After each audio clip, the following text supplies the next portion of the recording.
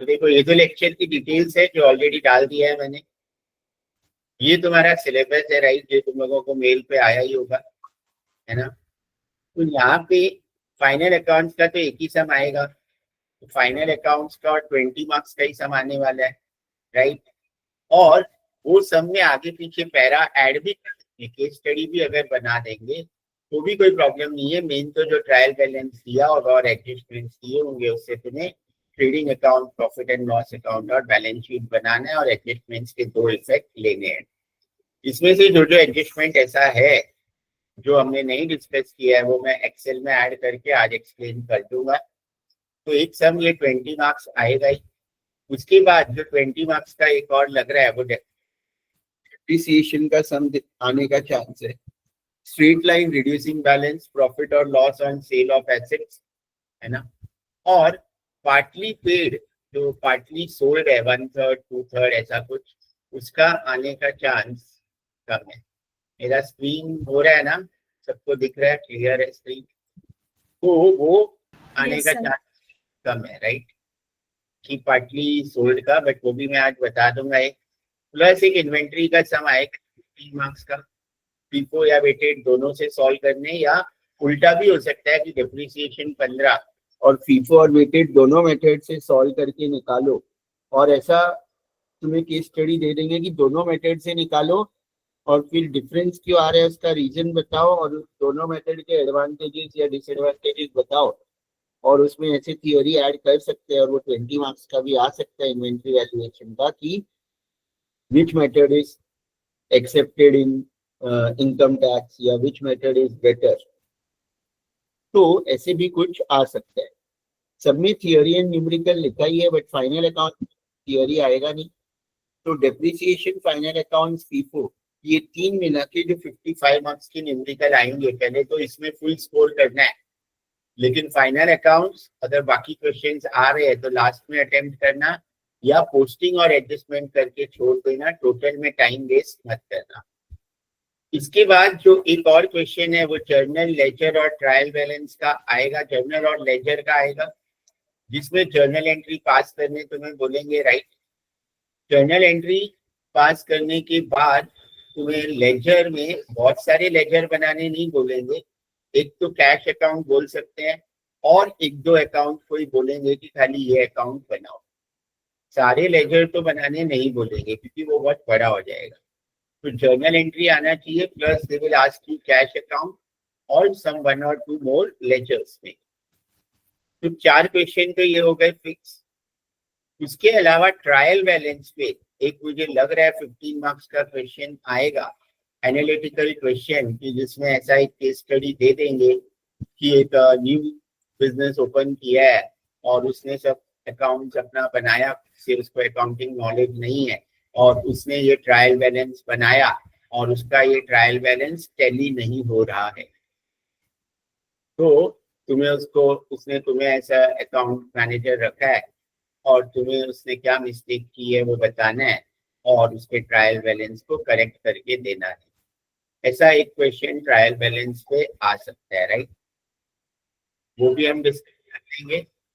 और ऐसे क्वेश्चन तुम लोगों के पास है अगर जो करवाए है कोई जो हमने डिस्कस नहीं किए हैं, तो वो तुम लोग सेंड भी करो ग्रुप में, तो हम लोग वो क्वेश्चंस भी डिस्कस कर सकते हैं। ये सारे टॉपिक के कोई भी न्यू क्वेश्चंस है तो मेरे फाइल वाले तो हम बहुत सारे डिस्कस कर ही चुके, एक्सप्लेन कर चुका हूँ। तो any new questions you have वो हम डिस्कस कर सकते हैं। अब एक थियोरी आएगा ही, एक थियोरी क्वेश्चन आएगा ही, उसमें कॉन्सेप्ट्स एंड कन्वेंशन से रिलेटेड तो है ही। अब यहाँ पे कैपिटल एंड रेवेन्यू और यूजर ऑफ फाइनेंशियल स्टेटमेंट और अकाउंटिंग इक्वेशन ये टॉपिक्स है। अकाउंटिंग इक्वेशन मुझे तो कम चांस लग रहा है, बट कोई सीआर जो भी है वो लोग अपने एक बार फैकल्टी से कंफर्म कर लो। 90% का अकाउंटिंग इक्वेशन नहीं आएगा। बट अगर कैपिटल, रेवेन्यू, एक्सपेंडिचर टॉपिक है तुम लोगों को, तो ये तो मैंने कोई भी लेक्चर में एक्सप्लेन नहीं किया है और इस पे थियोरी आ सकता है। अगर ये टॉपिक है, सिलेबस में तो बता रहे हैं, तो तुम लोगों को ये करवाया है अगर, तो इसका कोई भी फाइल तुम लोगों के पास है वो शेयर कर दो। नहीं तो लास्ट टू लास्ट ईयर्स में मेरे पास भी इसकी फाइल होगी, मैं उसमें से इसके ऊपर भी थोड़ा ब्रीफ एक्सप्लेनेशन दे दूंगा। बट पहले कंफर्म कर लो कि कैपिटल एंड रेवेन्यू है और इसके सिखाया है तुम लोगों को और इसकी कोई फाइल्स है तो वो शेयर कर। अभी किसी को पहले कुछ पूछना है तो पूछ लो, नहीं तो मैं फिर इम्पोर्टेंट सम से स्टार्ट करता हूँ। और अगर तुम लोगों को कोई भी सम भेजना है जो अभी लाइव में सॉल्व करना है तो पहले ही वो भेज दो, क्योंकि हर टॉपिक का हम एक एक क्वेश्चन ही डिस्कस कर पाएंगे। यस बुद्धिमत्ता। सर जर्नल में आपने कुछ टिप्स लिखवाए थे कि जब परचेज अकाउंट है, अगर ये चीजें मेंशन है वाइल क्रेडिटिंग, तो हमें क्या लिखना चाहिए? Like to cash bank account लिखा है, अगर पार्टी अकाउंट है वैसा आपने कुछ टिप्स दिए थे, कब नाम मेंशन है, वो एक बार फिर से एक बार रिपीट कर देंगे तो हम जनरली मैं वापस बता दूंगा, ठीक है, कोई प्रॉब्लम नहीं। क्लियर? तो Yes, sir. अब हम लोग पहले किससे स्टार्ट करते हैं?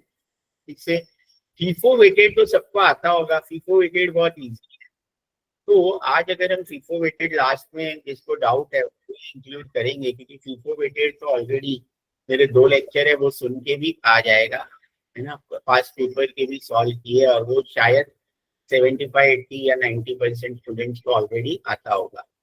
तो हम पहले डेप्रिसिएशन और फाइनल अकाउंट्स और फिर जर्नल एंट्री, है ना, उस पे आते हैं और फिर ट्रायल बैलेंस। हाँ, फीफो वेटेड में स्किप ही करूंगा, लेकिन टाइम बचा और एंड में किसी को डाउट्स है उससे रिगार्डिंग तो लास्ट में फीफो वेटेड के मैं डाउट्स दूंगा।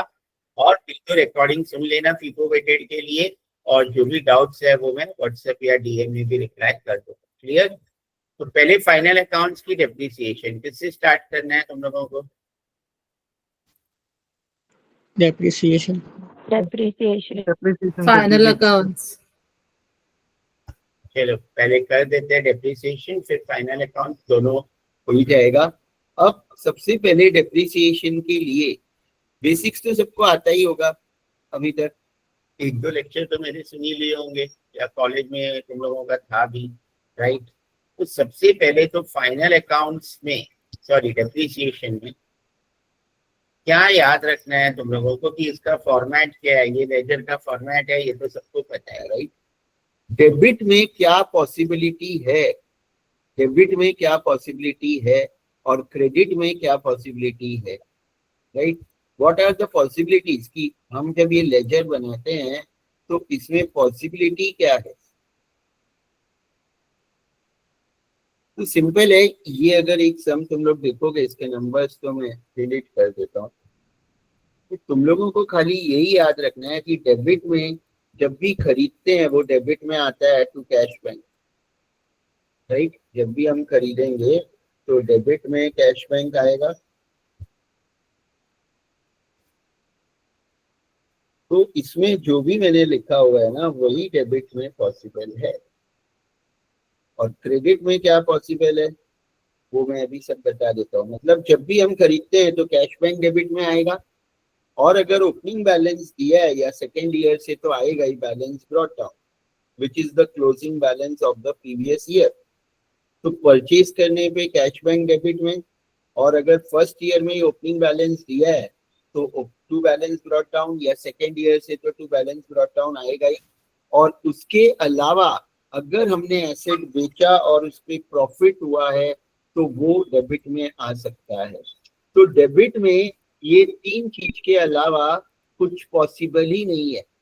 जो भी मशीनरी अकाउंट, फर्नीचर अकाउंट और जो भी अकाउंट वो लोग बनाने बोलेंगे, तो कोई भी ईयर में डेबिट में ये 3 चीज के अलावा nothing else is possible in any year. Purchase किया है तो ही कैश बैंक आएगा, कोई ईयर में परचेज है ही नहीं तो वो आएगा ही नहीं। और profit and loss on cell तो एक ही बार बेचेंगे तो कोई भी एक ही ईयर में आएगा और वो भी प्रॉफिट होगा तो ही डेबिट में आएगा। ओपनिंग बैलेंस सेकेंड और थर्ड ईयर या फोर्थ ईयर दिया है तो आएगा ही उसमें, तो फर्स्ट ईयर में दिया है तो आएगा। तो डेबिट में तो क्या आएगा वो तो बहुत इजी है याद रखना। इन तुम लोगों को कैलकुलेशन ही हार्ड लगता होगा, बट पहले मैं बेसिक बता देता हूँ। अब क्रेडिट में क्या आएगा?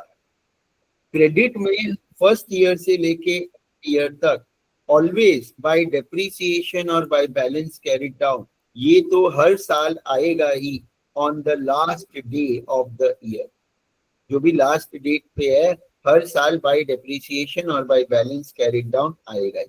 और ये कहाँ से मिलेगा, इसके लिए हम वर्किंग ही सीखना पड़ेगा और वर्किंग से ही वो अमाउंट हम लिख देंगे, तो हमारा दोनों साइड का टोटल अपने आप बैलेंस भी हो जाएगा। तो ये दो के अलावा तीन चीजें और आ सकती है क्रेडिट में, और ये तीन चीजों का कलर मैंने अलग रखा है ब्लू, क्योंकि ये तीन इफेक्ट कब आएंगे, जब भी अगर हमने कोई एसेट बेचा है तो on the date of sale. जब भी हम कोई एसेट बेचेंगे तो on the date of sale सिर्फ जो एसेट बेचा उसका डेप्रिसिएशन क्रेडिट में आएगा, कितने में वो मशीन या एसेट बेचा वो बाय कैश बैंक में आएगा, और अगर लॉस हुआ बेचने पे तो वो भी क्रेडिट में आएगा। तो ये तो सबको क्लियर है कि डेबिट और क्रेडिट में क्या मैक्सिमम चीजें पॉसिबल है, इससे ज्यादा कुछ पॉसिबल नहीं है एक ईयर में, इससे ज्यादा तो पॉसिबल है ही नहीं जो थर्ड ईयर में मैंने लिखा है, राइट। तो ये तो कि लेजर में क्या आएगा पोस्टिंग, ये तो किसी को डाउट नहीं होएगा। डाउट कहाँ आता है तुम लोगों को, कहाँ मिस्टेक जनरली स्टूडेंट करते हैं, जो वर्किंग बनाते हैं और जो अमाउंट है वो हमें कहाँ लिखना है। वो तो जब अगर वर्किंग राइट बनाया है तो ये सब तुम्हारा अपने आप राइट बनेगा, राइट, क्लियर है ना। तो डेप्रिसिएशन का कोई भी अलग सम किसी को डिस्कस करना है तुम्हारे डिवीजन का तो भेज सकते हो, कोई टफ सम है, या जो मैं पास पेपर्स में से तो ऑलरेडी सिखाया है मैंने, पास पेपर्स में तो ऐसे कोई टफ सम था नहीं, राइट। और ये तो तुम लोग सीख लोगे, तो मैं अगर तुम लोगों के पास है कोई सीखना है तो बता दो, नहीं तो फिर मैं बताता हूँ एक सम और वो हम डिस्कस करते हैं। सर मैंने डिस्कस किया था ना आपके साथ वो सीसी का। अभी भेज दो अगर है तो ग्रुप में। सर वो क्वेश्चन पेपर तो मैम ने ले लिया है, बट मेरे को क्वेश्चन याद है। क्वेश्चन लिख के भेजना पड़ेगा, ऐसे क्या क्वेश्चन था अभी याद है तो क्वेश्चन तो सबको ऐसे समझेगा नहीं ऑलरेडी, तो जो क्वेश्चन प्रॉपर है उससे ही स्टार्ट करते हैं। वो वाला तो जाने दो, जो सीसी में आया वो तो नहीं आएगा, और वो बट जाने सर दो। वो मेरे को डाउट था, मतलब कैसे सॉल्व करना मेरे को समझा ही नहीं था वो, तो हाँ, वो वैसा भी में क्वेश्चन भेज दो तो वो मैं बाद में एक्सप्लेन करता हूँ, राइट, क्योंकि वो तो अभी क्वेश्चन लिखने में ही फिर टाइम जाएगा और बहुत टाइम हमारा वेस्ट हो जाएगा, राइट। हाँ सर चलेगा। जो रेडीमेड क्वेश्चन कोई है किसी के पास, क्लास में कोई करवाया है कोई डिफरेंट जो मेरे फाइल में नहीं है, ऐसा तुम लोगों को डिस्कस करना है, चाहे सीसी का है, बट क्वेश्चन अगर है तो भेजो ताकि हम वो क्वेश्चन को ही कर सकते हैं, राइट। इसमें कहाँ पे है, ये फाइल में भी है डेप्रिसिएशन, तो इसमें भी हम देख लेते हैं। On 1st October, they purchased further machinery. They sold the machine purchased and brought another machine. Donation balance method and financial year.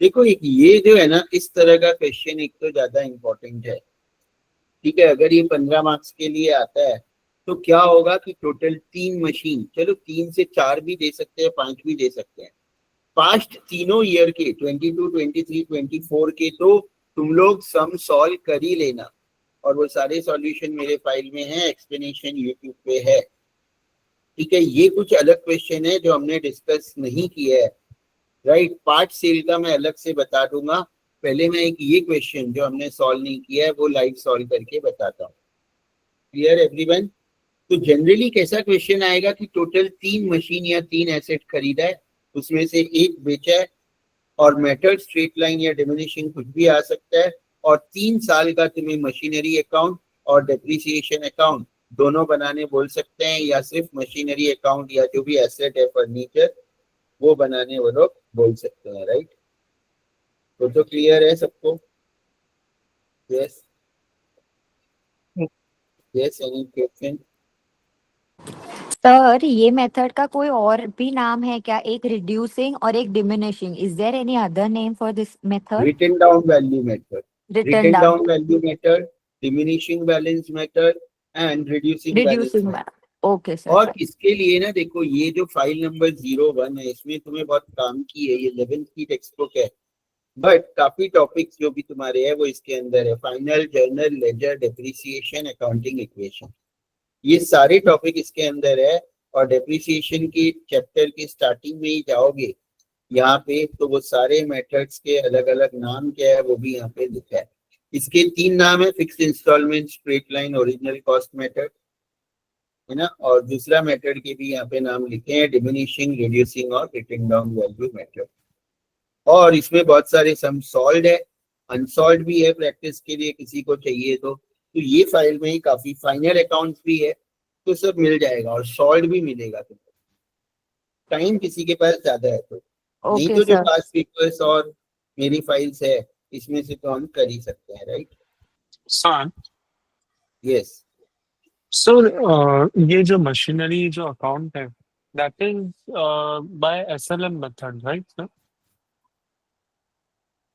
Machinery account is not as per any method, वो तो दोनों मेथड से same ही बनेगा। Machinery account will be same with all the methods. Method से Okay. Machinery account में कुछ change नहीं होगा, सिर्फ depreciation calculation will be different. Depreciation कौन से अमाउंट पे निकालते हैं वो खाली अलग है, राइट? बाकी कुछ भी अलग नहीं है। तो सर ये कौन सा क्वेश्चन है जिसमें हम लोग को बोला है WDV वैल्यू निकालने का है, रिड्यूसिंग बैलेंस मेथड और WDV value method? So they will be given is like machine purchased is this much, installation charges, scrap value, rate of depreciation और use WDV method ऐसा बोलेंगे। तो वो Yes. कौन सा क्वेश्चन है सर? क्योंकि ये भी WDV बोल रहे हो आप ना। मतलब WDV मेथड के नाम है अलग अलग, ऐसे मैंने बोला। रिटन डाउन और reducing, diminishing, those are also the names of WDV only, ऐसे मैं बोल रहा हूँ। तो sir this question method which है, इज दो से ज्यादा मेथड नहीं है। क्या sir? There are only 2 methods. Name are different of one method. अच्छा, तो this method is what sir? वो तो ये क्वेश्चन में जो दिया रहेगा, दिस इज डिमिनिशिंग बैलेंस, यानी वही रिड्यूसिंग बैलेंस और WDV method.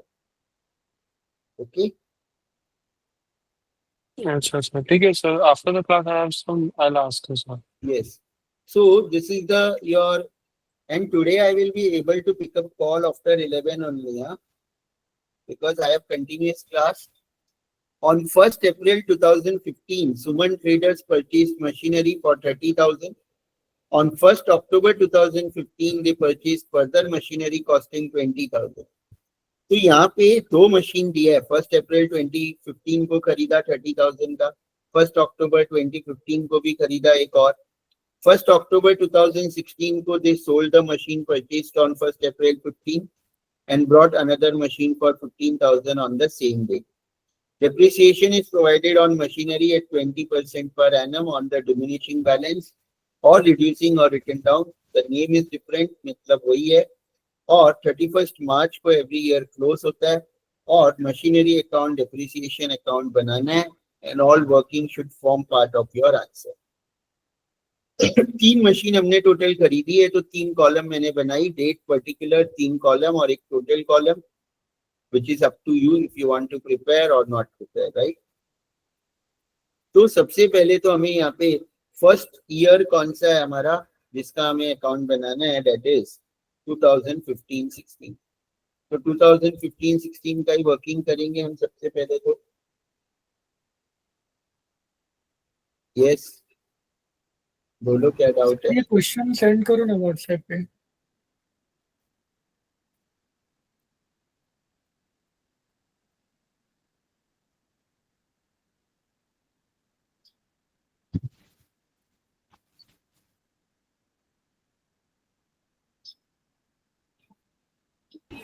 Thank you sir, thank you sir.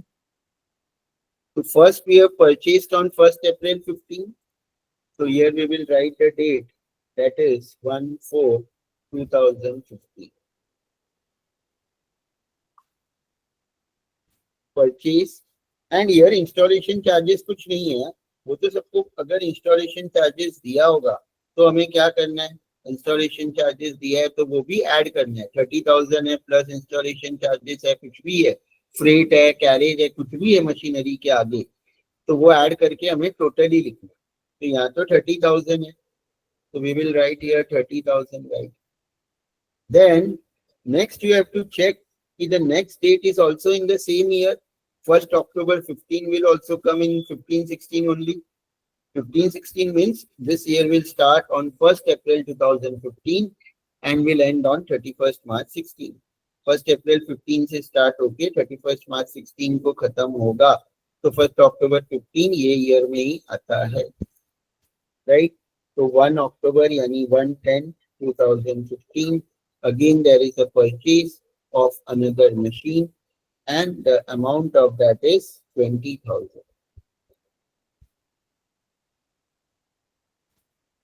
Then anything else is done in the first year? नहीं, फर्स्ट ईयर में और कुछ भी नहीं किया. उसके बाद जो डेट है वो 1 अक्टूबर 2016 है, जो ये 16-17 में आएगा. तो फर्स्ट ईयर में कुछ भी और नहीं किया है. ओपनिंग बैलेंस दे सकते हैं, वैसा हमने पास पेपर में आया है, वो तुम लोग देख लेना. ओपनिंग बैलेंस होगा तो बैलेंस ब्रॉट डाउन, फिर परचेज है वो लिख दिया. उसके बाद अगर कुछ भी और परचेज और सेल नहीं है कोई भी साल में, तो on the last date of the year हम क्या करते हैं, डेप्रिसिएशन कैलकुलेट करते हैं. On the last date that is 31 March 2016 दोनों पे डेप्रिसिएशन निकालना है.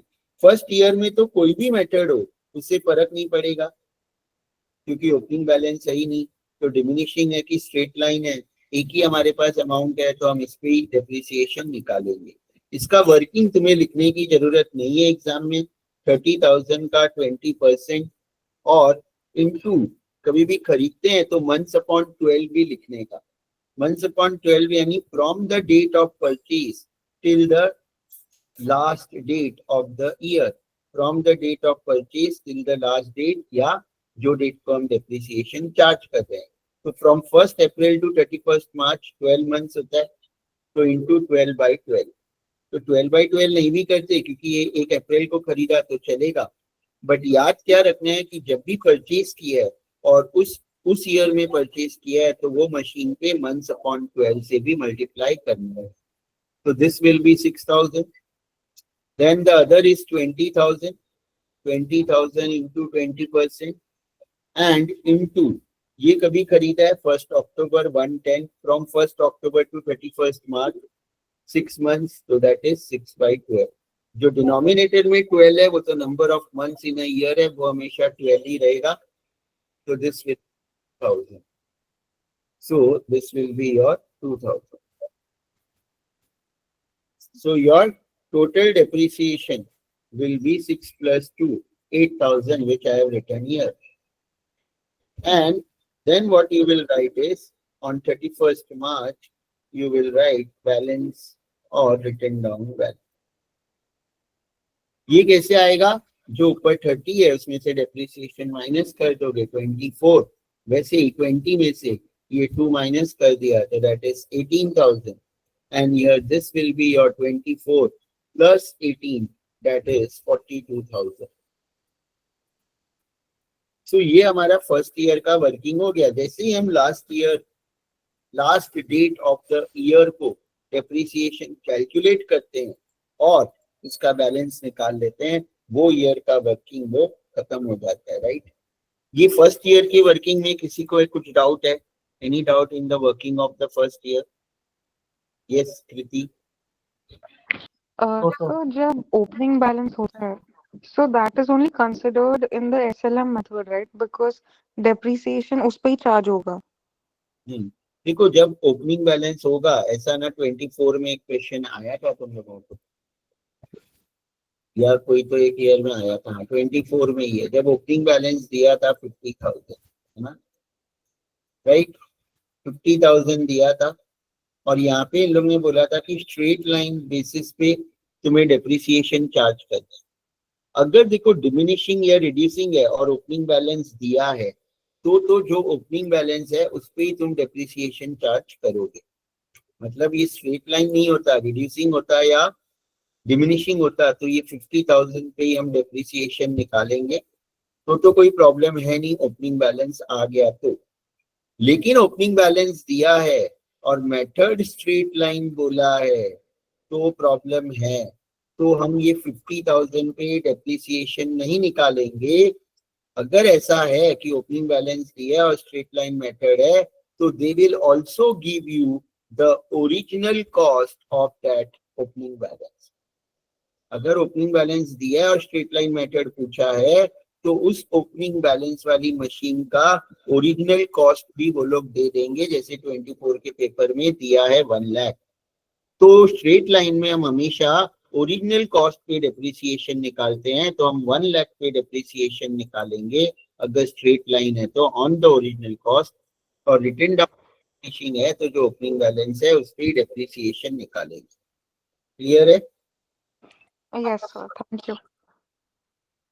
और वो 24 का रिकॉर्डिंग सुन लेना, वो सब डिटेल में एक्सप्लेन किया है, सॉल्व इस फाइल में ऑलरेडी। Clear everyone? और ये सर यस सर आपने ये जो बोला ना कि फ्रेट और इंस्टॉलेशन वो टोटल करके ही ओपनिंग में लिखना है, तो even in ledger we have to directly total it and write it, individual entries नहीं आएगी लेजर में भी? टोटल लिखोगे तो राइट है, इंडिविजुअल लिखोगे तो भी राइट है, बट मैं तो टोटल ही सिखाता हूँ। टोटल में ठीक है। फुल मार्क्स ही दिया भी है। पास्ट ईयर का एक स्टूडेंट्स का मैंने पेपर भी तुम लोगों को भेजा हुआ है, राइट? ऑलरेडी मैंने रीसेंड किया है यस यस आई और हैव सीन टोटल दैट लिखा है तो फुल मार्क्स ही दिया है, मार्क्स दिया राइट? है। तो नो प्रॉब्लम, पूरा लिख सकते हो एक साथ, है ना? राइट। Okay sir. अब ये तो हो गया फर्स्ट ईयर का वर्किंग, किसी को डाउट होना नहीं चाहिए, बहुत सिंपल है। और यहाँ पे उसका पोस्टिंग में भी क्या डाउट होगा? जो परचेज किया है कहाँ आएगा? तुम लोगों को पता है ना, कहाँ आएगा? डेबिट में। जो परचेज किया है वो डेबिट में, अमाउंट इज 30,000, 20,000, राइट? और डेप्रिसिएशन कितना है हमारा? 8,000 टोटल, और वो 42,000। ये अपने आप टैली हो जाएगा, इसका क्रेडिट का टोटल भी 50 और इसका टोटल भी 50। तो फर्स्ट ईयर तो क्योंकि उसमें सेल होगा नहीं, सिर्फ 2 मशीन खरीदेंगे या 1 मशीन खरीदेंगे और ओपनिंग बैलेंस दिया है, इतना ही होने वाला है। और बस डेप्रिसिएशन चार्ज करना है, ये मंथ्स अपॉन 12 खाली याद रखना है। और इसमें स्ट्रेट लाइन हो कोई भी मेथड हो कुछ फर्क नहीं पड़ेगा, खाली ओपनिंग बैलेंस दिया है। तो जो मैंने बोला कि ओपनिंग बैलेंस दिया और स्ट्रेट लाइन है, तो ओरिजिनल कॉस्ट दिया होगा उस पे निकालोगे, ओपनिंग बैलेंस पे नहीं निकालोगे। और रिटन डाउन वैल्यू है तो ओपनिंग बैलेंस पे डेप्रिसिएशन कैलकुलेट करोगे। तो फर्स्ट ईयर में तो no doubt to anyone, any doubt in the first year to anyone? Clear है सबको, राइट? अब हमारा सेकेंड ईयर में इन्हें ये क्वेश्चन में सेल दे दिया है, और सेल ही बहुत बार पहले भी बता ही चुका हूँ सब लेक्चर में। 1st October 2016 they sold the machine purchased on 1st April 15 for 18,000। यानी ये जो फर्स्ट मशीन है, कौन सा मशीन बेचा या कौन सा फर्नीचर या ऐसे, वो पहले तो आइडेंटिफाई करना है। और वो लोग वो डेट देंगे, मतलब 1st October 16 तो वो डेट है जिस दिन बेचा, और कौन से डेट वाला बेचा वो यहाँ पे लिखा है 1st April 15 वाला बेचा। तो ये तो तुम लोग को समझेगा ही। तो 18,000 में हमने बेचा है, राइट?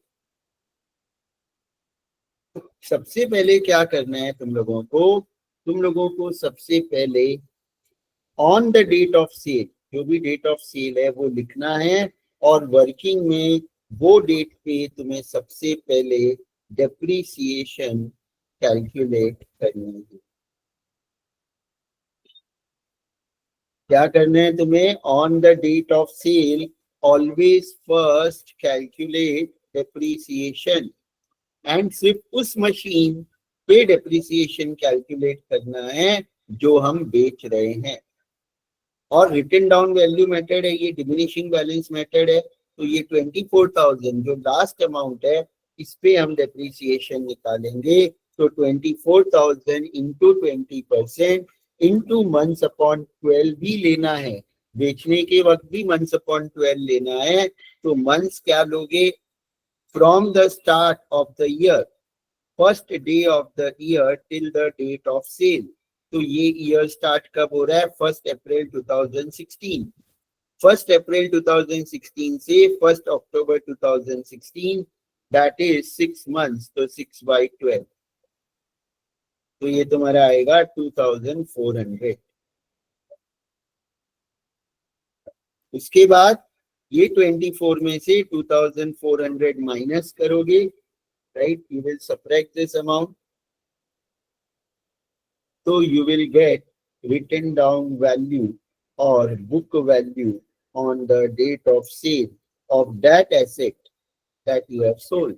उस मशीन उस एसेट का रिटन डाउन या बुक वैल्यू मिलेगा जो तुमने बेचा,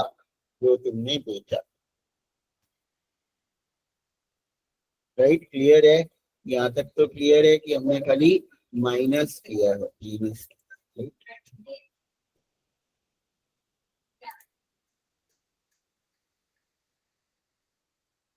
अब उसके बाद क्या करना है तुम्हें? ये जो है बुक वैल्यू या रिटन डाउन वैल्यू मिला on the date of sale ही, उसमें से जो भी सेल्स प्राइस है या सेल्स वैल्यू है, कितने में बेचा, वो तुम्हें माइनस करना है। कितने में बेचा? 18,000 में बेचा, जो क्वेश्चन में दिया होगा। और फिर बुक वैल्यू अगर ज्यादा है और सेल प्राइस कम है तो जो अमाउंट आएगा वो हमारा लॉस है। बुक वैल्यू ज्यादा है और सेल वैल्यू कम है तो दिस इज अवर लॉस। और बुक वैल्यू कम है, सेल वैल्यू ज्यादा है तो प्रॉफिट। या इन अदर वर्ड्स, अगर पॉजिटिव आया तो लॉस और नेगेटिव आया तो प्रॉफिट। जैसे भी तुम्हें याद रहता है वैसे तुम याद रखना है कि वो प्रॉफिट है कि लॉस है। तो ये हमारा लॉस ऑन सेल। तो ये सेल का इतना ही वर्किंग करना है और मेरे हिसाब से एक ही सेल आएगा, ठीक है। बट 2 सेल भी आया तो 2 डेट को ये वर्किंग आएगा तो कोई प्रॉब्लम नहीं है, बट एक ही सेल आएगा। तो ये वर्किंग में किसी को डाउट है? क्योंकि सब मिस्टेक तो यही करते हैं, यहाँ पे एग्जाम में कंफ्यूज हो जाते हैं, डाउट्स भी यहाँ का ही पूछते हैं ज्यादा। तो ये तो क्लियर है ना, बस इतना ही करना है, कुछ और करना ही नहीं है। सेल आएगा तो पहले तो डेप्रिसिएशन जो मशीन बेचा उस पे निकालो, और ये रिटन डाउन वैल्यू मेथड है तो लास्ट अमाउंट पे, स्ट्रेट लाइन है तो always on the first amount on the original cost. बस खाली ये अमाउंट ऑफ डेप्रिसिएशन चेंज होगा तो ये अमाउंट चेंज होगा, मेथड चेंज होने से सिर्फ ये अमाउंट चेंज होंगे, जो भी इफेक्ट है वो चेंज नहीं होंगे। तो 2 मेथड कोई नहीं है, मेथड एक ही है, खाली ये अमाउंट। मेथड मतलब अमाउंट किस पे कैलकुलेट करते हैं तो वो अमाउंट डेप्रिसिएशन का अलग आएगा, तो सब अमाउंट चेंज होते हैं। एंट्रीज वैसे ही करेंगे जैसे हम स्ट्रेट लाइन में करो या रिटन डाउन वैल्यू में करो। तो any doubt in this? Working में किसी को डाउट है? यस कृति। सर अगर हमने लास्ट डेप्रिसिएट जो हमारा बैलेंस आएगा 31 मार्च, अगर हम 1 अप्रैल को सेल करते हैं तो उस पे तो डेप्रिसिएशन डेप्रिसिएशन 0 आएगा। ओके ओके एक दिन का डेप्रिसिएशन नहीं, एटलीस्ट 1 मंथ तो देंगे, ठीक है। 1 डे यानी 0। ऐसा भी एक सम हमने किया है कोई लेक्चर में तो डिस्कस, मुझे याद आ रहा है। अब ये जो है किस किस का इफेक्ट तुम्हें लेना है यहाँ पे किस किस का इफेक्ट लेना है? एक तो डेप्रिसिएशन का, एक सेल्स का, ये दोनों तो हमेशा क्रेडिट में ही आएगा, और जो भी लॉस है वो भी क्रेडिट में है, प्रॉफिट है तो डेबिट। तो ऑब्वियसली हमें क्या करना है? ये जो है हमारा आ जाएगा। हम यहाँ पे पहले ईयर लिख देते हैं, ये अभी सेकेंड ईयर है 2016-2017। पहले तो बैलेंस ब्रॉट डाउन जो हमारा ऊपर था 50,000 वो हम डेबिट में लिख देंगे 1/4/2016। फिर डेट ऑफ सेल क्या है तुम्हारा? 1/10/2016। Depreciation is how much? 2,400। बेचा कितने में? 18,000। और लॉस कितना हुआ? 3,600, जो हम यहाँ पे लिखेंगे 3,600। This is your loss on cell. वो भी मैंने यहाँ पे लिख दिया। यस, किसी को डाउट है?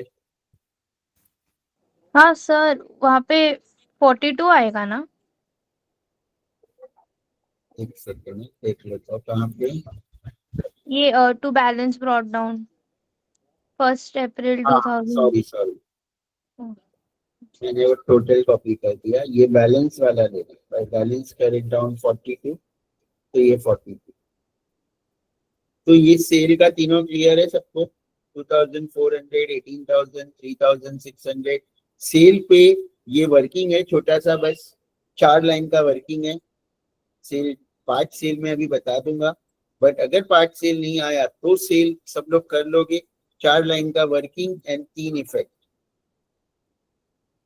4 लाइन का वर्किंग, 3 इफेक्ट, 3 इफेक्ट में से 2 इफेक्ट हमेशा क्रेडिट, लॉस है तो क्रेडिट, प्रॉफिट है तो डेबिट। इतना ही याद रखना है। क्लियर है? यस ऐश्वर्या, कोई डाउट और कि वही था? किसी को और कोई डाउट है? ठीक है, क्लियर एवरीवन? ये तो पक्का, देखो इतना तो करना ही है, आएगा ये बेसिक, ये सब बहुत, तो ये क्लियर हो गया। अब हमने क्या किया है, वहां पे क्वेश्चन में दिया है कि bought another machine on the same date, एक और मशीन खरीदा सेम डेट पे। तो सेम डेट पे हमने एक और मशीन खरीदा।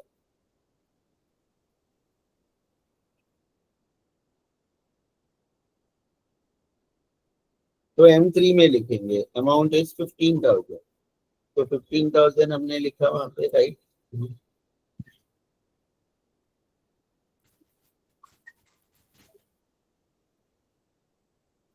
ये हो गया बस। तो ये कहाँ पे आता है?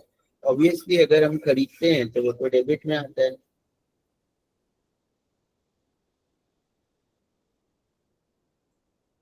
तो 110 2006, राइट, टू कैश बैंक। और जो भी तुम लोगों को बोला है ना वो तुम लोग लिख सकते हो। कैश बोला है, कैश बैंक बोला है, बैंक कैश बैंक बोला है, कैश बैंक। ठीक है, anything is right.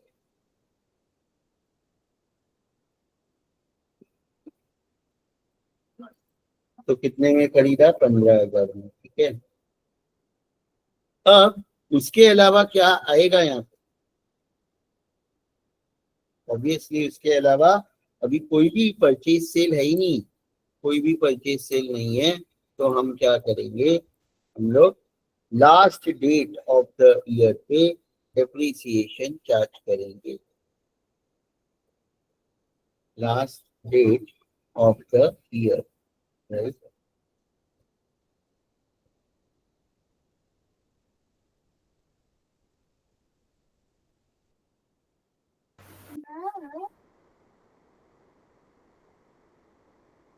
Last date कब होता है? 31 मार्च 2017। यहाँ ऊपर 16 आएगा।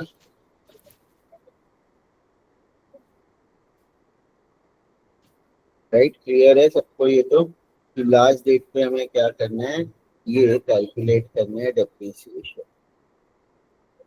अब बेचने के बाद जब भी डेप्रिसिएशन निकालोगे तो जो बेच दिया उस पे नहीं निकालना है, जो बचा हुआ है उस पे निकालना। तो एक M2 बचा है और ये रिटर्न डाउन है, तो हम 18,000 पे निकालेंगे। इसमें मंथ्स अपॉन 12 नहीं लेंगे क्योंकि ये मशीन अभी खरीदा भी नहीं है, बेचा भी नहीं है। तो 18,000 इंटू 20%, 3,600। फिर M3 15,000 में खरीदा है इंटू 20%, बट इस साल खरीदा है तो उसका मंथ्स लेंगे। 1 अक्टूबर को खरीदा है, 31 मार्च, तो डेट इज 6/12, तो 1,500। और ये दोनों का टोटल डेप्रिसिएशन 5,100 हमारा हो जाएगा, राइट।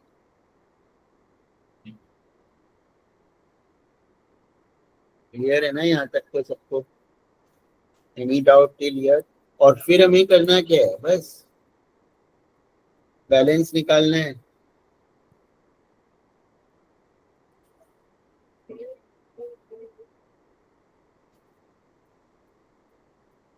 ये कैसे आएगा? 18 माइनस 3,600, तो 14,400, 15 माइनस 1,500, 13,500, और इन दोनों का टोटल 14 प्लस 13, 27,900। ये तुम्हारा सेकेंड ईयर का वर्किंग हो गया। अभी खाली हमने सब पोस्ट तो कर ही दिया है। डेप्रिसिएशन कितना है टोटल? 5,100 है। बैलेंस कितना है? 27,900 है। और अपने आप ये टोटल हमारा मैच होना चाहिए। हम फॉर्मूला डाल देते हैं, इसका 57,000, इसका भी 57,000। तो सेल में किसी को डाउट है, कुछ नहीं समझा, सेल का ही इम्पोर्टेंट है, परचेज है और डेप्रिसिएशन है, वो भी मैंने बता दिया कि रिटन डाउन है तो लास्ट अमाउंट पे, स्ट्रेट लाइन वाला मेथड है तो फर्स्ट और द ओरिजिनल कॉस्ट, और ओपनिंग बैलेंस दिया है तो वो भी बता दिया। इससे ज्यादा तो कुछ ट्विस्ट आएगा ही नहीं। पार्ट वाला आ सकता है, वो मैं अभी डिस्कस करूंगा ये सब के बाद। पार्ट सेल के अलावा किसी को कोई भी डाउट है यहाँ तक तो पूछ लो, पार्ट सेल का we will discuss after this निम्नलिखित। अब उसके बाद यहाँ पे क्या बोला है उन लोगों ने, कुछ भी और है ही नहीं, 3 ईयर का बनाना है। तो 3rd ईयर में तो हमने ना बेचा है ना खरीदा, तो इन द 3rd ईयर हमने कुछ भी किया ही नहीं है। तो अभी हम 3rd ईयर का खाली क्या करना है, डेप्रिसिएशन कैलकुलेट करना है एंड दैट्स इट। तो 17-18 पहले तो बैलेंस ब्रॉट डाउन तो आ जाएगा 27,900, ये तो है ही नहीं हमारा, और ये भी नहीं।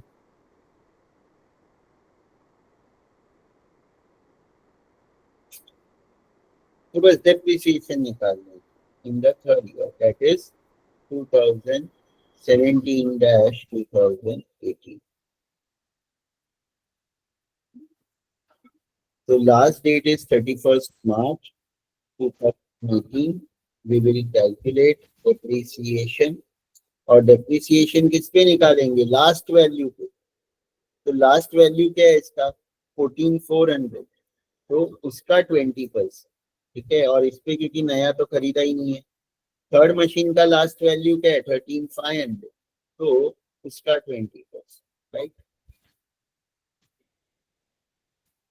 लिखने की जरूरत है,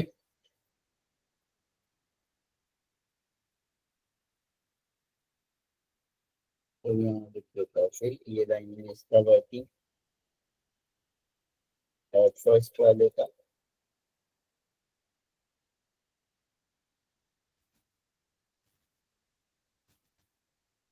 और इन दोनों का टोटल, तो 2,25,580,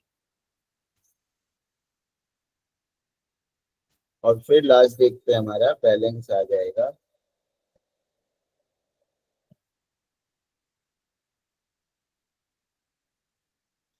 14,400 माइनस दिस एंड 13,500, और बैलेंस का टोटल दोनों को ऐड करके 22,320, ये हम यहाँ पे लिख देंगे 5580 into 320।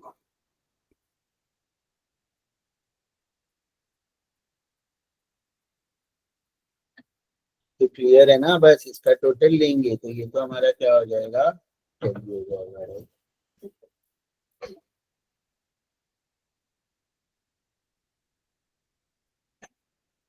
तो इधर का तो एक ही आइटम है 27,900, डेट में यहाँ पे लिख देता हूँ 1/2017 31/3/2018,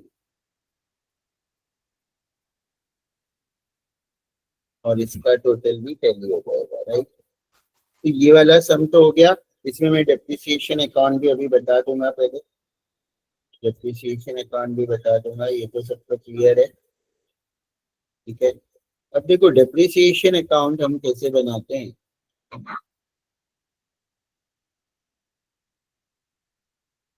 तो डेप्रिसिएशन अकाउंट में जो भी ये डेट है, फर्स्ट डेट क्या है 31st March 16, 31st March 16 है, वही डेट हम यहाँ पे लिखेंगे 31st March 16, और 2 मशीन लिखेंगे,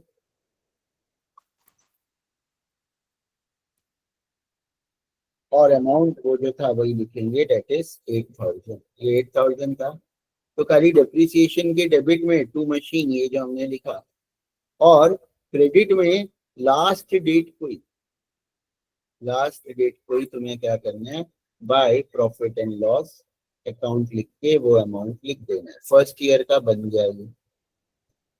सेकेंड ईयर का क्या होगा? अभी देखो एक एक ही होगा, तो खाली सेल में 2 डेप्रिसिएशन होता है, बाकी तो एक एक ही होता है, राइट। तो सेकेंड ईयर में क्योंकि सेल है तुम्हारा, राइट, है ना, तो यहाँ पे हमें इंसर्ट करना पड़ेगा लाइन।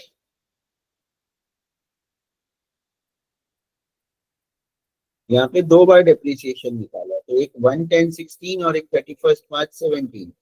तो यहाँ पे डेबिट में 2 बार आएगा।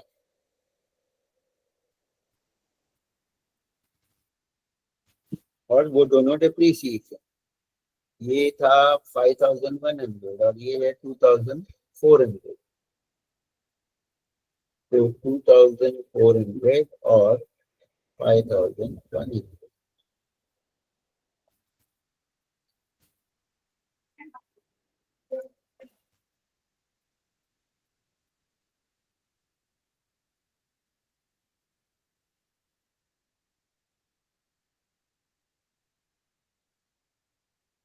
Right.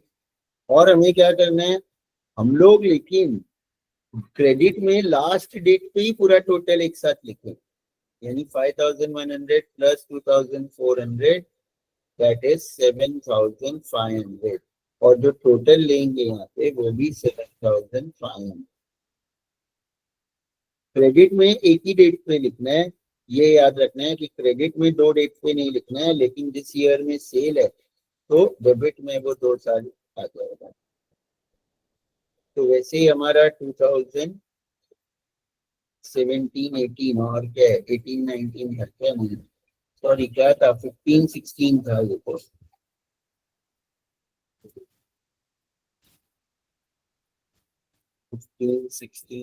This was 16, 17, and this is your 2017/18।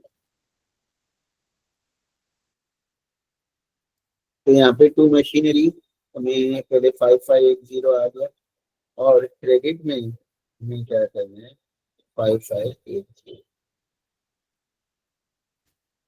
Date I will change. Part sale के अलावा डेप्रिसिएशन में कोई भी डाउट है तो अभी पूछ सकते हो, नहीं तो पार्ट सेल का भी मैं अभी बता देता हूँ। पार्ट सेल के अलावा एनी डाउट तो you all can ask now first. Sir एक स्मॉल डाउट था कि समझो कैलेंडर ईयर दिया है तो जैन टू दिसंबर आएगा ना, यस, और फाइनेंशियल ईयर दिया है तो March to April. April to मार्च।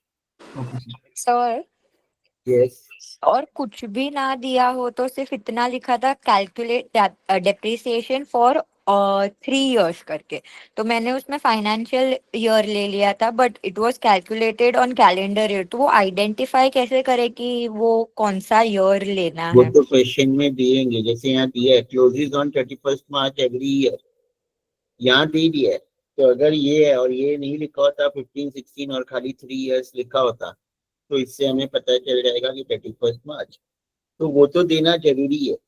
और अगर कुछ नहीं दिया है तो अकाउंट्स में तो हम फाइनेंशियल ईयर ही फॉलो करते हैं, ठीक है ना। बट तुम्हें अगर रॉन्ग दिया है तो वो तो फिर क्वेश्चन रॉन्ग है या फैकल्टी का कॉन्सेप्ट रॉन्ग है, ठीक है। बट मिड सेम में ऐसा नहीं आएगा, मिड सेम में ऐसा नहीं आएगा कि क्लियरली मेंशन ही नहीं होगा। सीसी में आया है या रॉन्ग दिया है किसी ने तो अलग बात है, वो तो छोड़ दो। मिड सेम के पेपर्स देखोगे तो क्लियरली मेंशन रहेगा, और ज्यादातर फाइनेंशियल ईयर ही आने का चांस है, बट दिसंबर आता है तो उस हिसाब से कैलकुलेशन करना है, ओके। या वो लोग सिर्फ ऐसे देंगे 2015, 2016, 2017। अगर ऐसे दे दिया बाई चांस 15-16 नहीं दिया, खाली एक ही ईयर दिया है, तो मतलब वो कैलेंडर ईयर है, जैन टू दिसंबर बनाने हैं। Yes, any doubt? Yes Rushika. Okay sir. Sir आपने जो बोला ओपनिंग बैलेंस का फॉर डिफरेंट मेथड्स का, मतलब कौन सा अमाउंट लेने का, तो आप वो रिपीट कर सकते हो? क्यों हुआ? तभी सुना नहीं ध्यान से। देखो ये तो यहाँ पे है कि 50,000 ओपनिंग बैलेंस है और उसका ओरिजिनल कॉस्ट 1 लाख है। हाँ। ओपनिंग बैलेंस का अमाउंट और उसका ओरिजिनल कॉस्ट भी दिया है।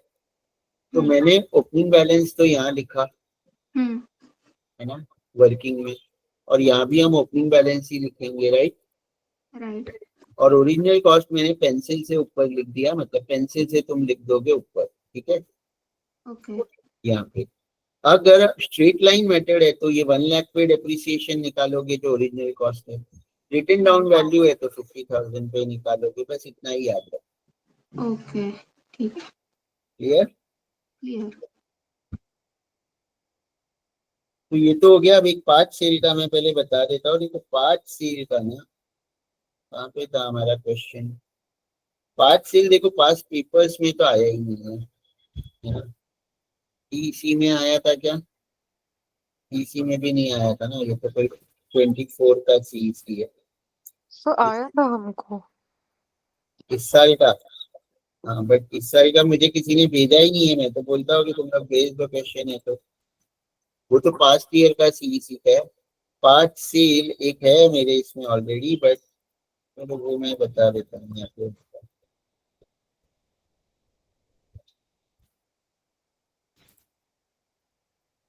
करना क्या, एक एग्जांपल लेके बताऊंगा तो समझेगा। वो भी बहुत इजी है, मतलब डरना मत अगर आ गया तो। हाँ कोई डरना मत। ये तो एक फूड ट्रक्स वाला है, इसके अलावा यहाँ पे था। हाँ, यहाँ पे जैसे ये थर्ड क्वेश्चन, यहाँ तो दिया है हाफ द मशीन, आधा मशीन। तो ये वाला तो मैंने ऑलरेडी एक्सप्लेन किया है, वो लेक्चर भी सुनना, लेकिन मैं खाली ब्रीफ बता रहा हूँ, पूरा क्वेश्चन नहीं बता रहा हूँ। कि जब भी पार्ट सेल है तो तुम्हें ये आइडेंटिफाई करना है कि कौन सा मशीन का पार्ट सेल किया है। तो अगर हम ये स्टेटमेंट पढ़ेंगे, स्क्रैप करना मतलब सेल ही करना। तो यहाँ दिया है कि on 31 December 11 they scraped half the machine. वो 1/3 हो सकता है, 1/4 हो सकता है, 3/4 हो सकता है, राइट। तो वो मशीन जो 1 जुलाई को खरीदा था, यानी ये वाला मशीन, फर्स्ट मशीन, वो हमने स्क्रैप किया या बेच दिया 7.5 लाख में। तो जब भी पार्ट सेल है तो अगर टोटल 3 मशीन खरीदा है तो पार्ट सेल करते वक्त एक कॉलम और बनाओगे बाजू में, उस मशीन के बाजू में जो हम पार्ट सेल कर रहे हैं। M1 हम पार्ट सेल कर रहे थे तो मैंने M1 के बाजू में एक कॉलम एक्स्ट्रा बनाया। M2 अगर पार्ट सेल कर रहे हैं तो M2 के बाजू में एक कॉलम एक्स्ट्रा बनाओगे, राइट। क्लियर है? और इसको सॉल्व करने के तो 2 तरीके हैं कि हाफ हमने बेचा है फ्यूचर में, तो स्टार्टिंग से ये जो 20 लाख है इसको M1A और M1B 2 पार्ट में स्टार्टिंग से ही डिवाइड कर दो। ऐसे समझो कि हमने 10-10 लाख का 2 मशीन खरीदा है। यहाँ 20 लाख ही लिखना है, यहाँ खाली 20 लाख लिखना है, लेकिन यहाँ पे अमाउंट अलग अलग कर दो। और फिर समझो कि 4 मशीन है और हमने फर्स्ट वाला बेचा है। अगर 1/3 है तो क्या करोगे? 20 लाख का 1/3 यहाँ पहले से डिवाइड कर दो और 2/3। 1/4 है तो 20 लाख का 1/4 और 3/4 यहाँ से ही 2 पार्ट में डिवाइड कर दो।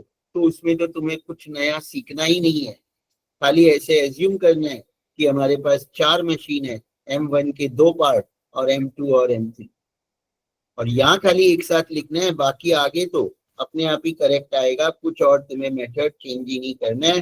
तो वो तो है सिंपल, यहाँ पे ही अलग कर दो, खत्म। ये वाला मेथड तो समझ गया, बट मैंने वैसे नहीं किया हुआ।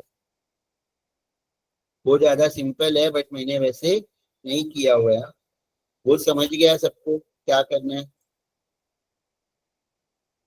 समझा कि नहीं समझा? किसी को डाउट है?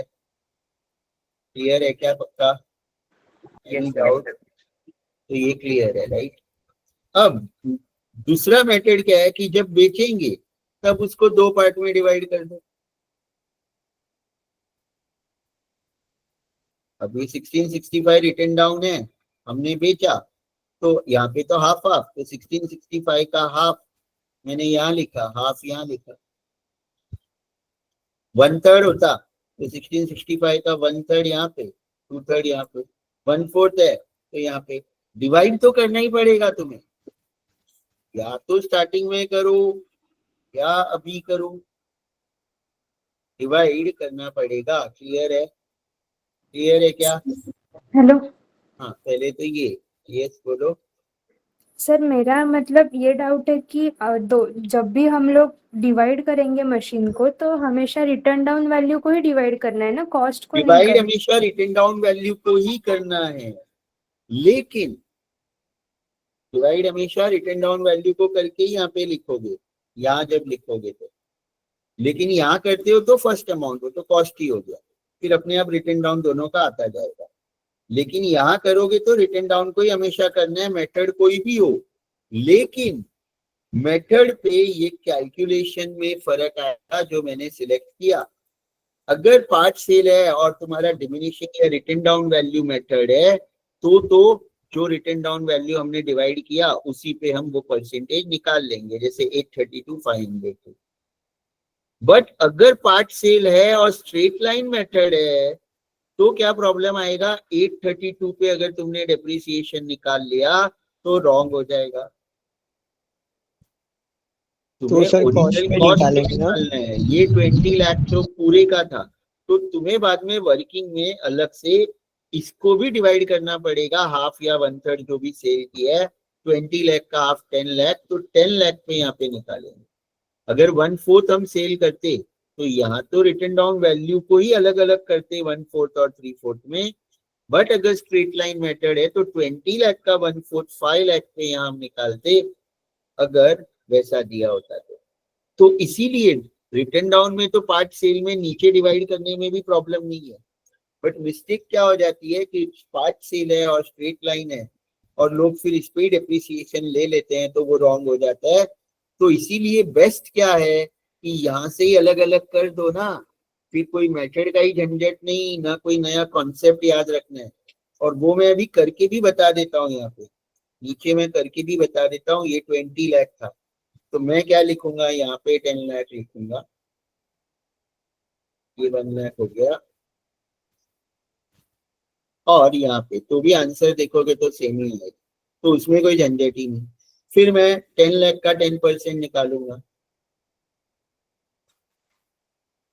तो ये 75,000 और ये 75,000 होगा, देखो, और आंसर सेम आएगा जो हमारा आ रहा था ना प्रॉफिट लॉस, वो भी मैं बता देता हूँ। देखो ऊपर कितना आ रहा है हमारा, यहाँ पे लॉस ऑन सेल आ रहा है 20,062, और वो तो ऊपर गया, मैं तो यहाँ पे न्यू कैलकुलेशंस कर रहा हूँ, right, I am doing new calculations.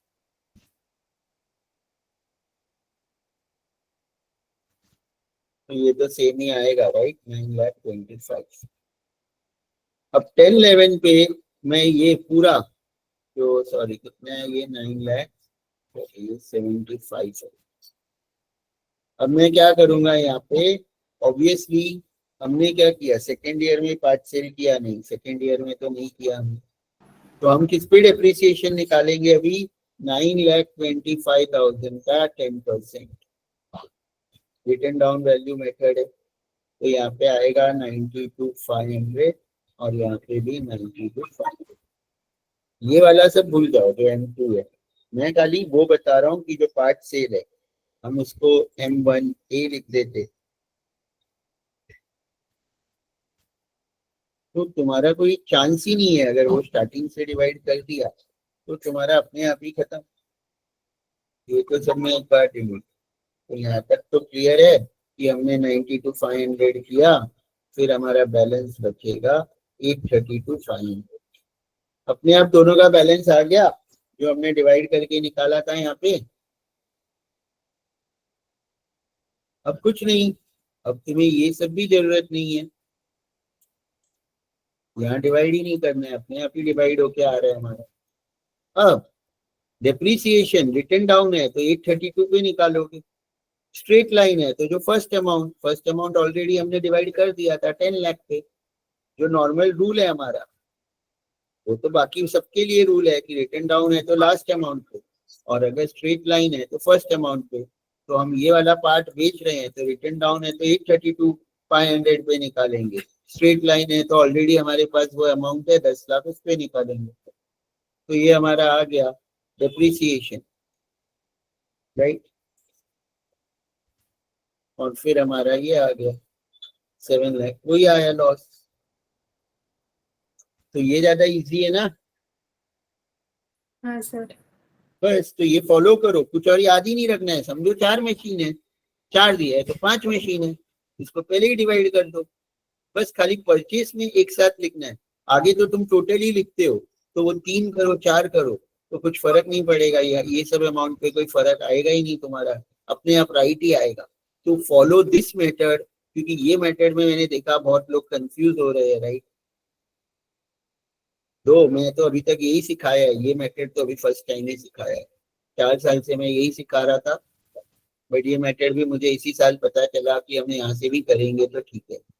तो न्यू चीज मुझे भी सीखने मिलती है और ये ज्यादा सिंपल लगा हमको, तो ये ज्यादा बेटर है। यस, ये वाला फिर रिपीट करो एक बारी। करना क्या है कि जो भी मशीन का पार्ट सेल हो रहा है ना, वो पहले से ही जब खरीदा है तब से उसको 2 पार्ट में डिवाइड कर दो। कि दिया है 1/4 सोल्ड, तो 1/4 और 3/4 में उसको स्टार्टिंग से डिवाइड कर दो। हाफ सोल्ड तो हाफ हाफ में हमने डिवाइड किया यहाँ पे, समझा क्या? स्टार्टिंग से बस, हाँ। कुछ और बट नहीं फिर करना है। अगर WDV पे करना होगा तो फिर मतलब वो तो फिर कोई अमाउंट भी जो मेथड हो उसपे कुछ करते हैं ना। फर्क ही नहीं पड़ेगा, डिवाइड कर दो। और फिर जो नॉर्मल रूल क्या है कि WD फर्स्ट ईयर में तो कोई फर्क पड़ेगा नहीं, सेकेंड ईयर से हम जो नॉर्मल रूल क्या है WDV है तो हम लास्ट अमाउंट पे डेप्रिसिएशन निकालते हैं, रिटन डाउन वैल्यू या बैलेंस पे। और स्ट्रेट लाइन है तो फर्स्ट पे। ओके, नहीं मेरे को वो वाला ज्यादा थोड़ा सही लगा। ठीक है, कोई नहीं। हाँ, ये ज्यादा इजी है ये मेथड, या वो भी आता है तो वो भी उसमें वो उसी आदत हो गया था ना उसमें करने का, इसके लिए वो वाला हाँ, सही लगा। तुम्हें वो आदत हो गया है क्योंकि ये तो मैंने आज सिखाया। Yes Kirti, any doubt? तो in the written down method, अगर हमें बोला है हमने सेकेंड ईयर में बेचा और जो पार्ट हमने बेचा उसका ओरिजिनल कॉस्ट दिया है, तो हमें स्टार्टिंग से वो ओरिजिनल कॉस्ट पे निकालना है डेप्रिसिएशन के, कैसे करना है? अगर हमारे पास है उसका रिटन डाउन वैल्यू तो हम उस पे निकाल लेंगे ना डायरेक्ट। अब हाँ, तुमने क्वेश्चन में ऐसे बोला, राइट। ये क्वेश्चन क्या है कि यहाँ तो हाफ 1/3 दे दिया, लेकिन कभी कभी क्या होता है, जैसे ये 20 लाख का मशीन है 19 और 1, बट यहाँ क्या देंगे, they sold the machine purchased on 1 July 2009 for 7,50,000 whose original cost was 6 lakh, ऐसा दे देंगे। मतलब ऐसा भी आ सकता है कि हाफ 1/3, ऐसा नहीं देंगे, बट ऐसे दे देंगे कि उसका ओरिजिनल कॉस्ट कितना था। 20 लाख का हमने खरीदा और जो बेचा उसका ओरिजिनल कॉस्ट 6 लाख था या 7 लाख था। तो क्या करना है, यहाँ स्टार्टिंग से डिवाइड कर दो 6 लाख और 7 लाख,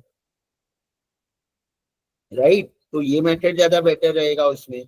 लेकिन अगर ये वाला मेथड करना है तो तुम्हें ये नहीं पता ना कि 1/3 2/3, तो तुम्हें क्या करना पड़ेगा, अगर दिया है कि 6 लाख वाला ओरिजिनल कॉस्ट वाला बेचा तो तुम्हें 6 लाख को 20 लाख से डिवाइड करके परसेंटेज निकालना पड़ेगा। टोटल हमने 20 लाख का खरीदा था और उसमें से ओरिजिनल कॉस्ट 6 लाख वाला बेचा, तो तुम्हें ये मिल जाएगा कि कितने परसेंटेज का हमने बेचा।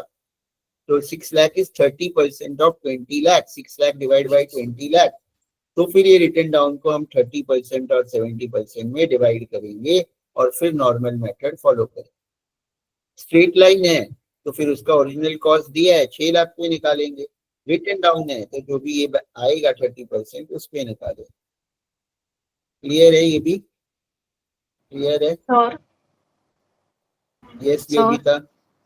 सर एक बार आप वापस जो नया मेथड आपने सिखाया उसमें कैसे करेंगे बता सकते हो क्या? स्टार्टिंग से डिवाइड कर देना है, मतलब जो भी दिया है कि ओरिजिनल कॉस्ट 6 लाख तो 6 और 14 कर देंगे। हाफ हाफ दिया है तो 20 को 10 और 10 कर देंगे। 1/3 3/4 दिया है, 1/4 और 3/4 दिया है तो 5 और 15 स्टार्टिंग से ही करेंगे और समझेंगे कि 4 मशीन है और नॉर्मल करते जाएंगे और फिर जो पार्ट बेच रहे हैं बस फिर नॉर्मल। तो उसमें तो कुछ सीखना ही नहीं है ये वाले मेथड में, तो नॉर्मल खाली हम एज्यूम कर रहे हैं 4 मशीन है, राइट। ठीक है, ठीक क्लियर है सबको? और सुन लेना, पार्ट सेल का भी मैंने पहले के भी लेक्चर्स में किया है, कोई और डाउट है तो देखो, नहीं तो हम पहले करते हैं दूसरा एक और टॉपिक। पहले क्लियर है ना? डेप्रिसिएशन आ जाएगा, रिकॉर्डिंग भी सुन लेना, 11 के बाद में डाउट्स भी क्लियर कर दूंगा। और लाइव लेक्चर भी किसी को रखना है तो ग्रुप में ही बोलना, अगर कोई मेजर सम है जो नहीं आ रहा है और मेरी हेल्प चाहिए तो हम एक लाइव लेक्चर भी रख सकते हैं 11 के बाद। अब ये तो हो गया डेप्रिसिएशन। अब मैं पहले तो फाइनल अकाउंट्स पे आता हूँ, और फाइनल अकाउंट्स देखो मैं सॉल्व नहीं करूंगा, मैं आज खाली इंपॉर्टेंट चीजें डिस्कस करूंगा, क्योंकि फिर हमारे पास टाइम नहीं बचेगा और इंपॉर्टेंट चीजें जो मुझे बतानी है। तो सॉल्व तो हमने ऑलरेडी पास्ट पेपर सारे किए हुए, ये 22, 23, 24 और इसमें जो 4-5 सम स्टार्टिंग के है वो। लेकिन मुझे अभी जो पहले फाइनल अकाउंट्स में क्या इंपॉर्टेंट है जो तुम्हें पता होना चाहिए सॉल्व करने के लिए, तो सबसे पहले तो फाइनल अकाउंट्स में तुम लोगों को ये पता होना चाहिए कि ट्रेडिंग अकाउंट में क्या क्या आइटम्स आती है। प्रॉफिट एंड लॉस का तो अपने आप पता चल जाएगा, क्योंकि जो भी बचेगा वो प्रॉफिट एंड लॉस, और दूसरा एसेट और लायबिलिटी में क्या क्या आता है, बैलेंस शीट में क्या आता है। तो उसके लिए ऑलरेडी फॉर्मेट मेरे फाइल में तो है ही, जो तुम लोग रेफर कर सकते हो। और ये पास्ट पेपर्स के 3 सम भी अगर करके गए, जिसको बिल्कुल नहीं आता है, साइंस बैकग्राउंड है, बहुत हार्ड लग रहा है, पास्ट 3 पेपर में जितने भी आइटम्स है उतना भी बस करके गए तो इनफ है। और एडजस्टमेंट्स तो मैं अभी सारे बताऊंगा ही, जो भी सिलेबस में है वो। जिसके पास टाइम नहीं है और अभी तक नहीं पढ़ा है, 3 पेपर पास्ट के न्यूमेरिकल्स जो एक्सप्लेनेशन ऑलरेडी यूट्यूब पे है वो देख के भी चले गए तो 20 में से 15 मार्क्स तो डेफिनेटली स्कोर कर पाओगे। तो हार्ड नहीं है, याद रखना है, क्योंकि क्वेश्चन जो दिया होगा उसमें से कौन सी आइटम कहाँ आएगी खाली वही याद रखना है। उसके लिए रूल क्या है, ट्रेडिंग अकाउंट में ओपनिंग स्टॉक परचेज रिटर्न ये तो आता ही है डेबिट में, लेस सेल्स और क्रेडिट, इधर क्रेडिट में by sales less sales return और क्लोजिंग स्टॉक आता ही है, ये तो याद रखना है, राइट। इधर कैपिटल लेस ड्रॉइंग्स, फिर ये क्रेडिटर्स और कोई भी आउटस्टैंडिंग एक्सपेंस, इधर डेटर्स, मशीनरी, ये सब तो हर सम में रहेगा ही, राइट, हर सम में रहेगा। और रूल क्या है यहाँ पे, वेजेस, कैरेज इनवर्ड, फैक्ट्री से रिलेटेड कोई भी खर्चा ट्रेडिंग के डेबिट में आएगा, बाकी सारे एक्सपेंस प्रॉफिट एंड लॉस में ही आएंगे। Any expense which is related to factory or purchase to royalty, तो ये 3 सम में भी काफी आइटम है। बाकी टाइम है तो फर्स्ट, सेकेंड, थर्ड, फोर्थ, और फिर mid sem 23, mid sem 24, mid sem 22 और क्वेश्चन नंबर सेकेंड सेम है। तो टोटल 6 क्वेश्चन भी देख लोगे 1 to 4 एंड मिड 23 एंड 24, तो भी इनफ है। एक बार बस पोस्टिंग करना है, ये सबका एक ही इफेक्ट आएगा। इसके लिए रूल क्या है वो भी यहाँ पे लिखा है मैंने, कि debit side item debit of trading और प्रॉफिट एंड लॉस या एसेट में ही आ सकती है, सिर्फ सेल्स रिटर्न को छोड़ के जो हम सेल्स के नीचे माइनस करते हैं। Credit side items credit side of trading और प्रॉफिट एंड लॉस या लाइबिलिटी साइड आएगी, exception purchase return and RDD. Purchase return हम परचेज में से माइनस करते हैं, और आरडीडी का एक फॉर्मेट है जो तुम लोगों को याद रखना है। आरडीडी का ये फॉर्मेट भी याद रखना है, to bad debts, add new bad debts, add new RDD, less old RDD. ये प्रॉफिट एंड लॉस में तुम्हें लिख देना है जब भी इस पे कोई एडजस्टमेंट है तो ये बेसिक चीजें पहले याद रखनी है। पोस्टिंग याद रखनी है, कौन सी आइटम कहाँ आएगी, उसके लिए तो ये लेक्चर सुन लेना 3 पेपर के तो भी हो जाएगा। मैं आज पहले फोकस करता हूँ एडजस्टमेंट्स पे एज पर योर सिलेबस, ये वाले एडजस्टमेंट्स।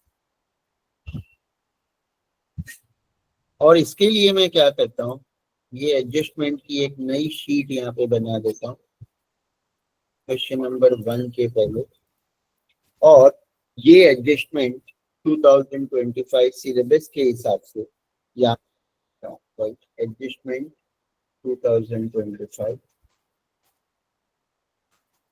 सिलेबस। फर्स्ट क्या है, यहाँ पे दिया है आउटस्टैंडिंग एक्सपेंस। उसके लिए मैंने यहाँ लिखा ही है, हर एडजस्टमेंट के दो इफेक्ट आएंगे। तो आउटस्टैंडिंग एक्सपेंस याद रखना है दो ही चीज, एड एंड लाइबिलिटी। दो वर्ड ही तुम्हें याद रखना है, एड लाइबिलिटी। एड कहाँ, आउटस्टैंडिंग सैलरी है तो सैलरी में ऐड, और लाइबिलिटी में आउटस्टैंडिंग सैलरी। वेजिस है तो वेजिस में ऐड और लाइबिलिटी। प्रीपेड है तुम्हारा, prepaid expense less an asset, ये याद रखना है बस, लेस एन एसेट्स। कहाँ पे लेस, इंश्योरेंस प्रीपेड है तो इंश्योरेंस में से लेस। दूसरा इफेक्ट एसेट में, दो इफेक्ट लेने हैं तुम लोगों को। फिर क्या है, income received in advance. Income received in advance है तो क्या याद रखना है, लेस एंड लाइबिलिटी। इनकम कहाँ पे आएगा, पहले तो इनकम प्रॉफिट एंड लॉस के क्रेडिट में ही आता है। कौन सी income, interest, rent, dividend, commission. Interest, rent, dividend, commission, ये सब इनकम अगर क्रेडिट में दिया है तो हम उसको प्रॉफिट एंड लॉस के क्रेडिट में इनर कॉलम में लिखेंगे।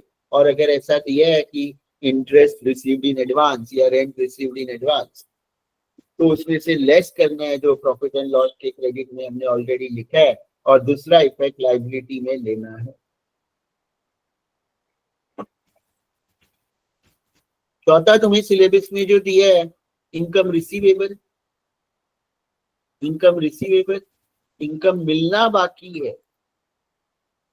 जैसे एक्सपेंस में हम आउटस्टैंडिंग वर्ड यूज करते हैं, इनकम में वो आउटस्टैंडिंग के लिए हम रिसीवेबल वर्ड यूज करते हैं। तो एड और एसेट, राइट। क्लोजिंग स्टॉक तो सबको आना ही चाहिए, वो तो सबको आता ही होगा। TCA, trading account credit and asset, trading account credit and asset. उसके अलावा, यस, एनी डाउट? यस हर्ष। सर क्लोजिंग स्टॉक अगर मार्केट प्राइस और वो दे तो उसमें और दो वैल्यू दिया है तो which ever is less, market price और वो सब भूल जाओ, वैल्यू दो दिए रहेंगे तो विच एवर इज लेस वो वाला वैल्यू तुम्हें लेना है। Okay sir, thank you. Clear है? क्लियर है?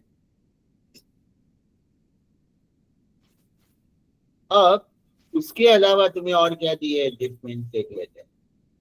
Hidden adjustment, interest on loan. Hidden adjustment, interest on loan, जो कि यहाँ पे है। देखो ऑलरेडी मैंने तो सारे लिखे हुए ही है, शायद ही ऐसा होगा जो मैंने नहीं लिखा है यहाँ पे, फिर भी मैंने ऐसे अलग एक शीट बना दी कि अलग होगा तो मैं इसमें ऐड कर दूंगा। और ये मैंने वो पास पेपर्स में भी बताया है, डिटेल में वहां से देखना। तो ये अगर हिडन मतलब क्या, तुम्हें क्वेश्चन में दिया होगा। जैसे अगर तुम एक पेपर देखोगे कहीं पे भी, तो ये देखो यहाँ पे है। और ये मेरा लेक्चर देखना, ये 24 वाला सबने जिसने नहीं देखा है, 10% बैंक लोन, डेट भी दिया हो सकता है। तो ये उस लेक्चर में डिटेल में समझना, ब्रीफ में यहाँ समझा रहा हूँ कि ऐसे दिया हो सकता है 8% बैंक लोन, डेट भी दिया हो सकता है। ये ट्रायल बैलेंस में यानी क्वेश्चन में दिया होगा ऐसा। तो क्या करना है, लाइबिलिटी में हम बैंक लोन तो लिख देंगे 50,000। अब हम इस पे ये जो अमाउंट होगा इनटू जो परसेंटेज है वो तो करना ही है, अमाउंट इनटू जो परसेंटेज दिया है, और इनटू अगर डेट दिया है तो from the date given in bracket up to the date of trial balance 1 जनवरी से 31 मार्च, तो 3/12, तो तुम्हें इंटरेस्ट का अमाउंट मिलेगा जो तुम यहाँ ऐड कर दोगे और वो प्रॉफिट एंड लॉस के डेबिट में भी लोगे।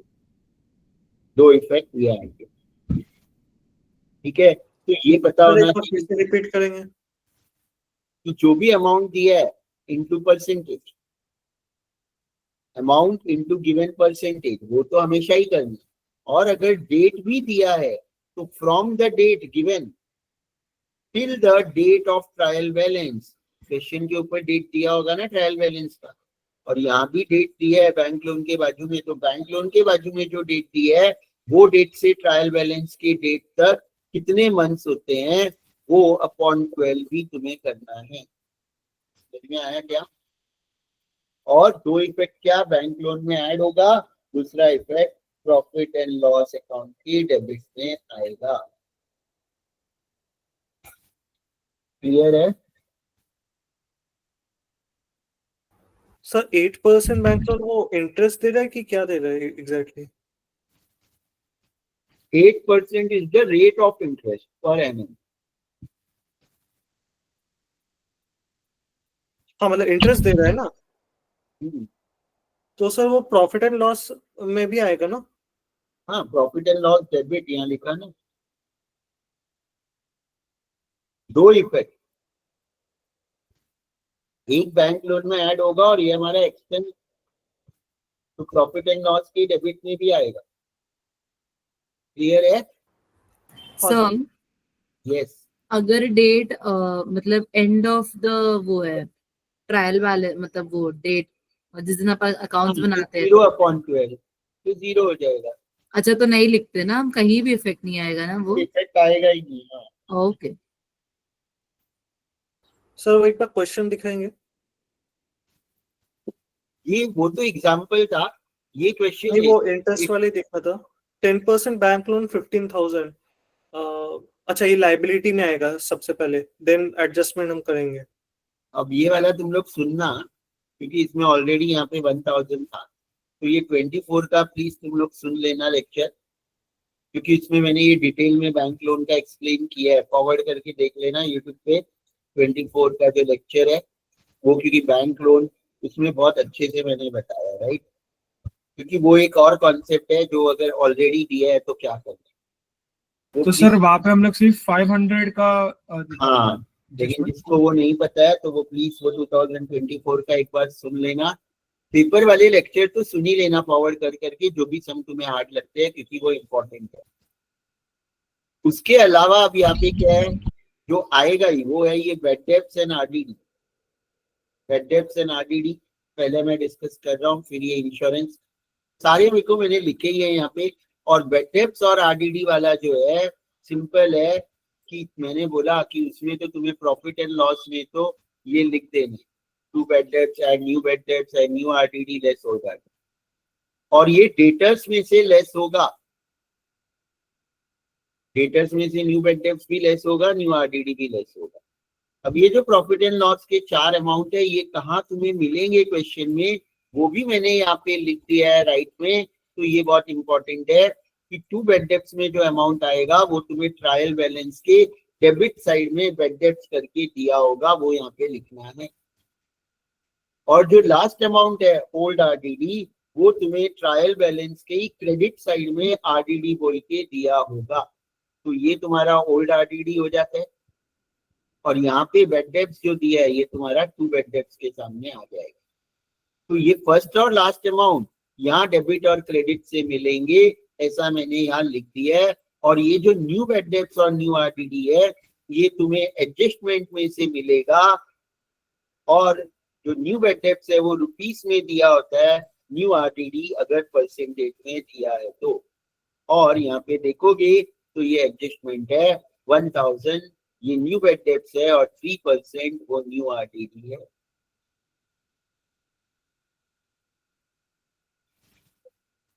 राइट ना? तो इसके ये इफेक्ट है, और ये भी मैंने तीनों पेपर और बहुत सारे लेक्चर्स में एक्सप्लेन किया है कैसे ये सब अमाउंट निकालते हैं। तो वो भी तुम लोग टेंशन मत लो, कोई भी एक लेक्चर भी एक पेपर का भी सुनोगे तो समझ जाएगा। इसके बाद है insurance, partly fully no insurance. Goods चल गया, गुड्स चोरी हो गया, और अनरिकॉर्डेड परचेज और अनरिकॉर्डेड सेल्स। और ये सिलेबस ना लास्ट ईयर भी दिया था। एक्चुअली ये मैंने जो एडजस्टमेंट की शीट है लास्ट ईयर ही ऐड की थी, और तुम लोग देखोगे तो वही सब एडजस्टमेंट है जो तुम्हें दिए, कुछ चेंज है ही नहीं। बट आए कौन से थे? वही 5 जो आ रहे हैं, बट तुम लोग ये सारे ही करके जाओ। तो इसमें वो सारे एडजस्टमेंट एज पर सिलेबस ही है। तो अनरिकॉर्डेड परचेज, ऐसा क्वेश्चन में तुम्हें दिया होगा कि गुड्स खरीदा लेकिन रिकॉर्ड नहीं किया, एडजस्टमेंट में दिया होगा रिकॉर्ड करना भूल गए, बुक्स में एंटर करना भूल गए, तो तुम्हें परचेज में भी ऐड करना है और क्रेडिटर्स में ऐड करना है। Add to purchase, add to creditors, वैसे ही क्वेश्चन में दिया रहेगा कि इतने का गुड्स हमने बेचा और डेट वेट दे देंगे, इतने तारीख को बेचा, बट हम उसके बुक्स ऑफ अकाउंट में रिकॉर्ड नहीं किया, एंटर नहीं किया, तो अनरिकॉर्डेड सेल्स है, तो सेल्स में ऐड करना है और डेटर्स में ऐड करना है। तो unrecorded purchase add to purchase, add to creditors, unrecorded sales add to sales, add to debtors।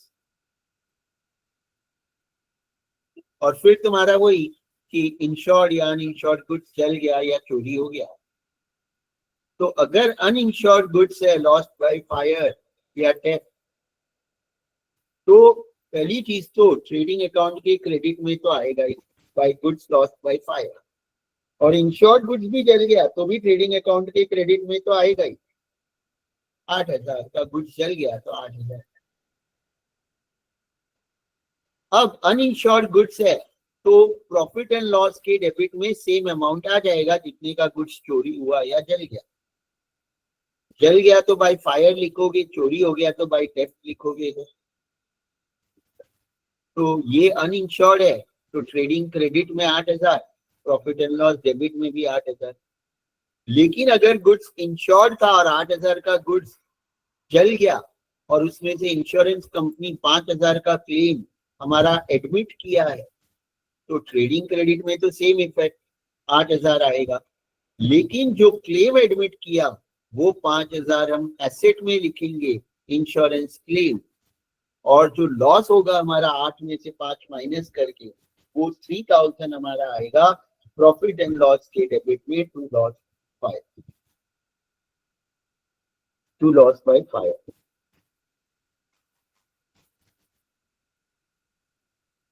तो ये सारे एडजस्टमेंट है जो आ सकते हैं।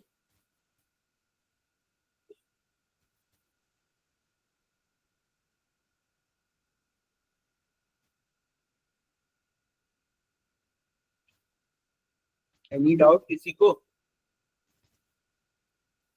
फाइनल अकाउंट का कोई भी डाउट है, कुछ भी पूछना है, कोई भी क्वेश्चन का कोई इफेक्ट एनी आइटम, तो वो पूछ सकते हो। अभी है किसी को कुछ भी फाइनल अकाउंट्स का एनी? नहीं तो पहले ही बता दिया, वो क्वेश्चन बस देख लो तो हो जाएगा, डिफिकल्ट नहीं है। सर डाउट है। हाँ बोलो। सर जो बैंक लोन था वो 1 अप्रैल को लिया था, अगर 31 मार्च को लिया रहता तो उस पर इंटरेस्ट नहीं करते, खाली वो उसका एंट्री लायबिलिटी साइड में लिखते थे ना? हाँ, तो उस पर इंटरेस्ट नहीं आएगा ना सर? इसमें अगर परसेंटेज नहीं दिया तो नहीं सर, बैंक लोन है ना, अगर 31 मार्च को लिया लेता, हाँ तो कोई बस लायबिलिटी में लिखी। हाँ तो बस खाली उसका खाली एक ही एंट्री पास करें ना हम लोग। हाँ और सर लोन फ्रॉम वाइफ का था तो वो भी सेम ही बेसिक करेंगे। हाँ, और बैंक लोन की जगह कुछ भी आ जाएगा कि 10% लोन फ्रॉम विजय, कुछ भी नाम दे दिया, वो भी सेम ही इफेक्ट आएगा, राइट। किसी ने वो कंफर्म किया कि कैपिटल और रेवेन्यू सर वो तो हाँ सर वो रहेगा क्योंकि इंडक्शन में सिखाया था वो। तो वो तो मैंने सिखाया ही नहीं और किसी ने मुझे अभी तक बोला भी नहीं। और अगर थियोरी क्वेश्चन है तो उस पे आ सकता है। Sir theory point of view से कौन से कॉन्सेप्ट्स लिखे जा सकते हैं? कॉन्सेप्ट, कन्वेंशन, प्रिंसिपल्स और कैपिटल रेवेन्यू। तो देखो कैपिटल रेवेन्यू का किसी के पास कोई फाइल है तो भेजो, मैं पहले ब्रीफ में वो बता देता हूँ। एक लेक्चर में शायद मैंने बताया होगा, मेरे पास तो है बट वो मिड सेम में तो आ नहीं रहा था, बट एक सेकेंड तो ये 2 फाइल है कैपिटल रेवेन्यू की, जो 2020 की फाइल है। देख सकते तो यहाँ पर 2020 के बाद वो पोर्शन में तो होता है बट वो ये मिड सेम और एंड सेम में देते नहीं है। बट मैं अभी भेज देता हूँ। ये आईबीएस की एक फाइल है और एक मेरी फाइल है।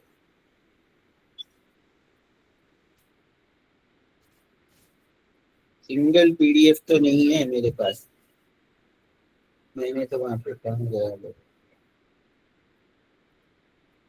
और इसमें से ही मैं तुम्हें कैपिटल एंड रेवेन्यू बता देता हूँ।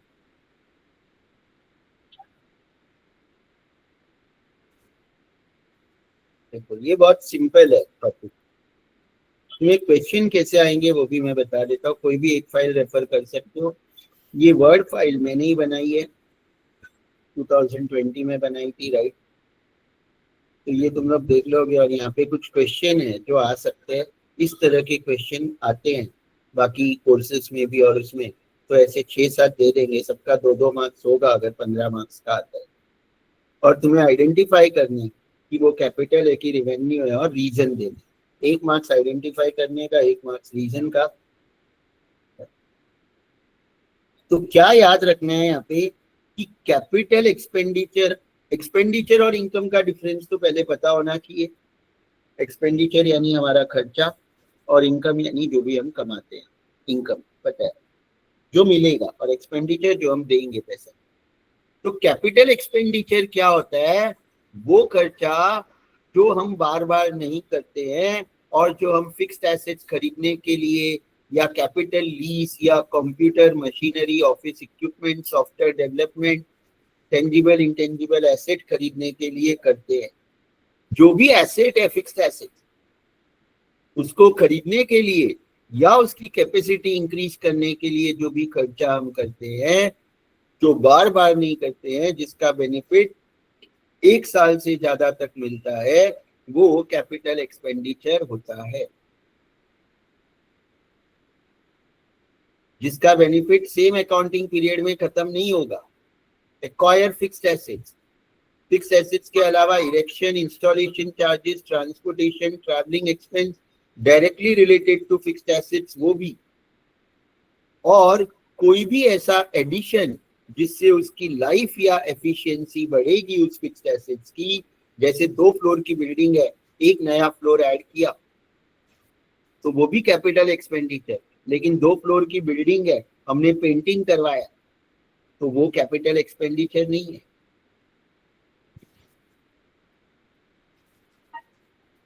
और रेवेन्यू क्या होता है? जो डे टू डे बिजनेस में डेली बेसिस पे या बार बार करना ही पड़ता है, जैसे वेजेस, सैलरी हर महीना पे करना पड़ेगा, इनवर्ड आउटवर्ड, जो भी मतलब तुम ट्रेडिंग और प्रॉफिट एंड लॉस के डेबिट में जो भी आइटम लेते हो, वो सब रेवेन्यू एक्सपेंडिचर है। और जो भी तुम एसेट में लेते हो वो कैपिटल एक्सपेंडिचर है। बार बार खर्चा होगा, तो ये क्लियर है। यहाँ पे कुछ एग्जांपल्स है। एक और फाइल भी थी, इसमें क्या है वो भी देख लोगे। ये IBS का स्लाइड है 2020 का, इसमें भी दिया हुआ है यहाँ पे काफी चीजें। तो ये तो एक जनरल बता दिया क्योंकि टाइम कम है मैंने, कि जनरल, और तुम्हें आइडेंटिफाई करना है तुम्हें क्वेश्चन कैसे आ सकते हैं अगर ये आया तो। 2 पास 3 इयर्स में नहीं आया, इसलिए मैं इस पे ज्यादा टाइम नहीं दे रहा हूँ।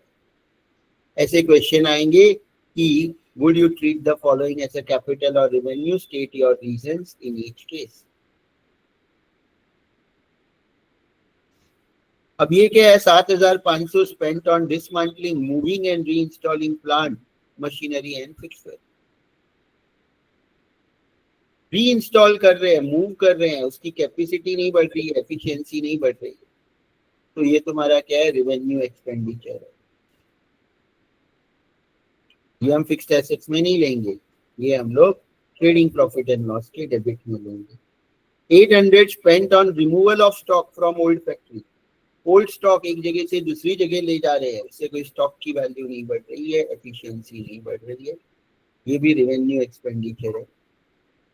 Some major alterations were made to a theatre at a cost of 3 lakh, which made it more comfortable and attractive। तो yes, ये कैपिटल है।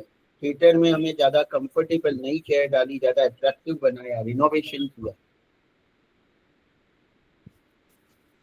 20,000 spent by a large factory in overhauling its plants, which resulted in adding 3 years। Life increase हुई तो capital expenditure. Asset की life या efficiency increase होगी तो capital. Normal जो प्रॉफिट एंड लॉस ट्रेडिंग का खर्चा है तो वो रेवेन्यू। इतना ही कॉन्सेप्ट है। ऐसे ही स्टेटमेंट आएंगे यहाँ पे ऐसे ही स्टेटमेंट्स है, इसमें जो भी डाउट रहेगा पूछ लेना। और रीजन क्या लिखना है, कॉमन रीजन याद रखो कि भाई एक तो कि अगर तुम कैपिटल लिख रहे हो तो लिखने का कि उसकी एफिशिएंसी या लाइफ इंक्रीज हो रही है एसेट की, और वो नॉन रिकरिंग इन नेचर है, वो हम एसेट में शो करेंगे। नॉन रिकरिंग इन नेचर और एसेट में शो करेंगे, ये कॉमन रीजन है। वैसे ही रिवेन्यू लिखोगे तो रीजन क्या लिख रहा है, it is recurring in nature and it will be shown on the debit side of trading and profit and loss account. Or its benefit is utilized at the same point जैसे wages salary। तो ऐसे common एक एक line reason बना लेना है। वो तो चैट जीपीटी भी कर लोगे तो इसका सबका आ जाएगा, मुझे भी पूछ सकते हो, बट बाइक से आया। यस एक्चुअली मैंने ये डाउट पूछा था मेरे प्रोफेसर को कि मतलब ये क्या रहता है एग्जैक्टली कैपिटल एक्सपेंडिचर, तो उन्होंने मुझे बोला कि ये मिड सेम के बाद सिखाएंगे और नहीं आएगा तुम्हारे पेपर में। ठीक है, मैंने इसके ब्रीफ में हाँ। बताया क्योंकि ये सिलेबस में था, है ना, बस। तो वो तो नहीं आएगा तो टेंशन ही नहीं है। तब से मैं तो वही पूछ रहा था कि है कि नहीं है, कंफर्म करो। तो किसी ने बोला अभी सिखा दिया हम लोगों को, है, तो मैंने बता दिया। तो वो भी हमारा हो गया। डेप्रिसिएशन बता ही दिया है, फाइनल अकाउंट्स मैंने सब इम्पोर्टेंट बता दिया है। इन्वेंट्री में किसी को डाउट आएगा ही नहीं, वो ऑलरेडी रिकॉर्डेड लेक्चर सुनोगे तो बहुत इजी है। और अब मैं जहाँ अकाउंट जर्नल लेजर और ट्रायल बैलेंस, जर्नल के थोड़े इंपॉर्टेंट कॉन्सेप्ट्स बता देता हूँ, और कॉन्सेप्ट्स कन्वेंशंस पढ़ के जाना, उसपे तो थियोरी आएगा ही डेफिनेटली। और उसके लिए मैंने ये फाइल में बताया था कि है 11th की टेक्स्ट बुक में, बट अभी ना मुझे एक फाइल और आज मिली थी जो सेम 3 की फाइल है, सेम 3 की, तो वो मैं भेज तो देता हूँ तुम लोगों को, मैं तुम्हें भेजता हूँ लेक्चर के बाद। तो मेरे पास है एक सेम 3 की फाइल जिसमें ना एक एक लाइन में सारे कॉन्सेप्ट्स लिखा है, और वो एक शिखा ने क्वेश्चन पूछा था कि कॉन्सेप्ट्स और कन्वेंशन कौन से है, तो उसमें 7 चीजें कॉन्सेप्ट में लिखी है और 5 चीजें कन्वेंशंस में लिखी है। लेकिन उसके आगे ना गैप और अकाउंटिंग स्टैंडर्ड भी है। तो मैं इसलिए ग्रुप में नहीं भेजा कि वो फाइल भेजने से सब लोग ये नहीं कंफ्यूज हो जाए कि वो गैप और अकाउंटिंग स्टैंडर्ड सर क्या है, राइट। तो मैं खाली उसमें वो भेज रहा हूँ ताकि तुम लोग उसका खाली कॉन्सेप्ट्स और कन्वेंशंस क्या पढ़ना। ऐसे मैं बाद में ग्रुप में वॉइस रिकॉर्ड करके भेज दूंगा, तुम लोग भी बता देना कोई अगर पूछेगा कि गैप क्या है। तो वो भी मैंने फॉरवर्ड किया है सेम 3 के ग्रुप में से, उनका आज जो पेपर था उसमें ये कॉन्सेप्ट था, ठीक है। अब वो तो तुम लोग पढ़ लोगे, मैं अभी आ जाता हूँ जर्नल एंट्रीज पे। तो जर्नल एंट्रीज के लिए देखो अभी 2 कॉन्सेप्ट याद रखने पड़ेंगे अगर तुम्हें करेक्ट करना है जर्नल एंट्री को, राइट। क्या कॉन्सेप्ट है हमारे जर्नल एंट्री के लिए कि एक तो तुम्हें ट्रेडिशनल कॉन्सेप्ट है जिसमें तुम्हें अकाउंट्स क्लासिफाई करना पता होना चाहिए कि अकाउंट्स पर्सनल, रियल, नॉमिनल, हम 3 में क्लासिफाई करते हैं, राइट। और पर्सनल अकाउंट के लिए रूल है debit the receiver, credit the giver. Real account के लिए debit what comes in, credit what goes out. और नॉमिनल के लिए debit all expense and losses, credit all income and gain. और एक हमारा है modern approach, right. Modern approach में तुम्हें ये पता होना चाहिए कि जो अकाउंट है वो एसेट है, लाइबिलिटी है कि क्या है, राइट। मॉडर्न अप्रोच में तुम्हें क्या पता होना चाहिए कि दैट इज एसेट, लाइबिलिटी और व्हाट, तो वो हमें पता होना चाहिए। और वो मेथड भी बहुत इजी है, मॉडर्न अप्रोच, राइट। वो अगर इसमें कहाँ पे है मैं देख लेता हूँ, वो जर्नल के पहले है वो मॉडर्न अप्रोच, और वो भी इसमें पहले ही है। अकाउंटिंग इक्वेशन तो इसमें है बट वो भी मिडसेम में नहीं आएगा, राइट, तुम लोगों को।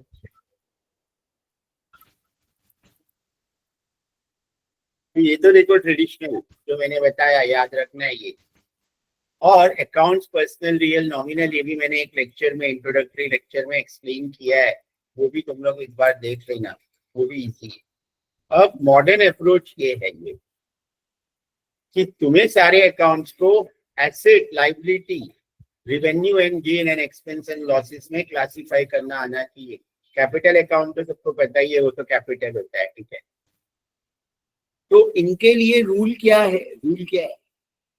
ये जो एसेट है और ये जो लास्ट वाला है, जो दोनों ग्रीन है लास्ट में, ये अगर इंक्रीज हो रहा है तो डेबिट करेंगे, डिक्रीज हो रहा है तो क्रेडिट करेंगे। एसेट और एक्सपेंशन लॉसेस के लिए रूल क्या है? इंक्रीज हो रहा है तो डेबिट, डिक्रीज हो रहा है तो क्रेडिट। मतलब मशीन खरीद रहे हैं तो मशीन बढ़ेगी तो डेबिट होगा, बिल्डिंग बेच रहे हैं तो बिल्डिंग का वैल्यू कम होगा तो क्रेडिट करेंगे। एक्सपेंस एंड लॉसेस, वेजेस, खर्चा हमने किया तो वेजेस और बढ़ेगा तो वो डेबिट करेंगे, राइट। कम हो रहा है तो क्रेडिट करेंगे, बट खर्चा कम कहाँ से होएगा? जो खर्चा हो गया वो तो कम हो नहीं सकता। और लाइबिलिटी और कैपिटल और रेवेन्यू एंड गेन के लिए उल्टा रूल है कि ये इंक्रीज हो रहा है तो क्रेडिट करेंगे और डिक्रीज हो रहा है तो डेबिट करेंगे, एंड वाइस वर्सा। ये भी एक रूल याद रख सकते हो। यहाँ पे एग्जांपल दिए ही है कि कौन सा अकाउंट क्या है वो। तो ये दो कॉन्सेप्ट में से कोई एक कॉन्सेप्ट याद रखना है, और जिसको ये कॉन्सेप्ट नहीं भी आता है तो भी कैसे सॉल्व करना है वो भी मैं ब्रीफ में बता देता हूँ कि कौन से एंट्रीज इंपॉर्टेंट। तो या तो ये कॉन्सेप्ट, और ऑलरेडी जर्नल का लेक्चर भी सुनना डिटेल के लिए, तो बट क्या क्या जो इंपॉर्टेंट चीजें है वो मैं तुम लोगों को अभी बता दूँ। फाइल नंबर 0405 में ऑलरेडी काफी कुछ है, और ये मैंने बताया था कि ऐसे पेपर पैटर्न आने का चांस है ना। और अभी भी मेरा वही व्यू है, ऐसे आ सकता है तुम लोगों का पेपर पैटर्न, राइट। ये मैंने ग्रुप में पेस्ट किया ही था, और ये फाइल नंबर 04 में ऑलरेडी है। अब क्या क्या इंपॉर्टेंट है, बेसिक एंट्रीज क्या क्या पता होनी चाहिए तुम लोगों को जिसको बिल्कुल जर्नल नहीं आता है। तो सिंपल है कि पहले तो बिजनेस स्टार्टेड विद कैपिटल वो पता होना चाहिए, परचेज गुड्स, सोल्ड गुड्स का पता होना चाहिए, और जो कॉन्सेप्ट वो ये है कि अगर कभी भी गुड्स खरीदोगे तो परचेज अकाउंट ही डेबिट होगा। कभी भी गुड्स खरीदोगे, गुड्स तो purchase account always debit. Credit क्या होगा? अगर नाम दिया है और कैश वर्ड नहीं है, चेक वर्ड नहीं है, तो वो नाम परचेज गुड्स फ्रॉम दिनेश, तो purchase account to Dinesh. Purchase goods ₹10,000, ना नाम दिया है ना कैश वर्ड है, तो purchase account to cash account. यानी डेबिट तो हमेशा परचेज होगा, क्रेडिट में दो ही पॉसिबिलिटी है, या तो कैश या पार्टी का नाम, और चेक है तो बैंक। क्रेडिट में टू कैश बैंक, या जिससे उधार में खरीदा तो पार्टी का नाम। और यहाँ पे वो अलग अलग स्टेटमेंट परचेज के है। नाम दिया है तो नाम क्रेडिट किया है, कैश वर्ड है तो कैश किया है, कैश और नाम दोनों नहीं है तो भी कैश क्रेडिट करेंगे, नाम और कैश दोनों दिया है तो फिर कैश क्रेडिट करेंगे, ठीक है ना। तो ये हो गया परचेज की एंट्री जो तुम लोगों को आनी चाहिए। फिर सेल्स की एंट्री आनी चाहिए। सेल्स की क्या हो जाती है? सेल्स हमेशा क्रेडिट ही होता है, सेल्स हमेशा क्रेडिट ही होता है। डेबिट क्या होगा? या तो उधार में खरीदा है, नाम दिया है तो वो नाम, और कैश में हमने बेचा है तो वो कैश, तो कैश बैंक टू सेल्स, या जिससे भी उधार में खरीदा है, सेम जो परचेज का रूल है वो। फिर परचेज रिटर्न सेल्स रिटर्न उल्टा हो जाएगा। अगर हमने गुड्स खरीदा था वो रिटर्न कर दिया, तो फिर खरीदते वक्त अगर परचेज टू शाम किया था तो रिटर्न करते वक्त शाम account debit to purchase return. Purchase always debit तो purchase return always credit, sales always credit तो सेल्स रिटर्न ऑलवेज डेबिट। अब परचेज गुड्स के अलावा कुछ और खरीदेंगे अगर हम, machine, computer, car, laptop, goods के अलावा कुछ भी और खरीदा तो जो खरीदा वो account debit to either cash bank और आइदर पार्टी का नाम। क्रेडिट का वही रूल है जो परचेज पे है, लेकिन गुड्स खरीदेंगे तो परचेज, गुड्स के अलावा कुछ भी खरीदा तो वो अकाउंट डेबिट होगा।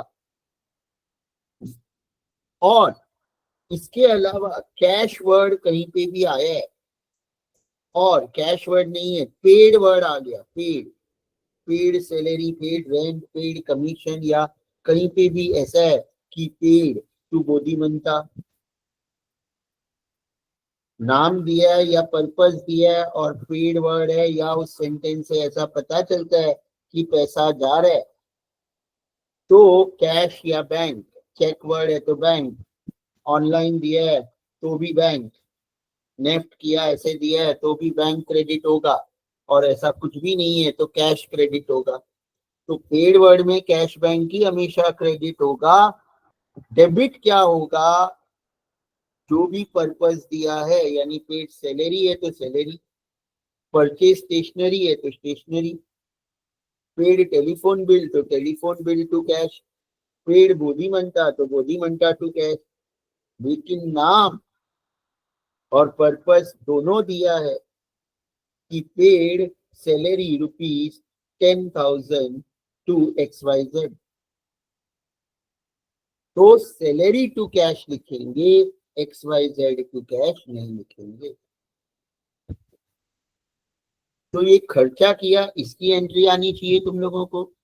गुड्स खरीदा बेचा, खरीदा हुआ गुड्स, बेचा हुआ गुड्स रिटर्न हुआ, उसकी एंट्री। कैपिटल इंट्रोड्यूस किया, उसकी एंट्री। कोई भी एसेट खरीदा, उसकी एंट्री, राइट। तो ये सारी एंट्री तो आनी चाहिए जो है यहाँ पे। अब प्रोप्राइटर ने गुड्स विड्रॉ किया, या प्रोप्राइटर ने घर का बेटे का फीस पे किया, या कुछ भी ऐसा आता है पर्सनल वर्ड, तो हमेशा ड्राइंग्स अकाउंट ही डेबिट होगा, और क्रेडिट वो होगा जो भी प्रोप्राइटर ने बिजनेस से लिया। गुड्स लिया तो to goods withdrawn by proprietor, business के पैसे से बेटे का फीस भरा तो drawings account to cash, business का लैपटॉप घर पे लेके चला गया तो ड्राइंग्स अकाउंट टू लैपटॉप,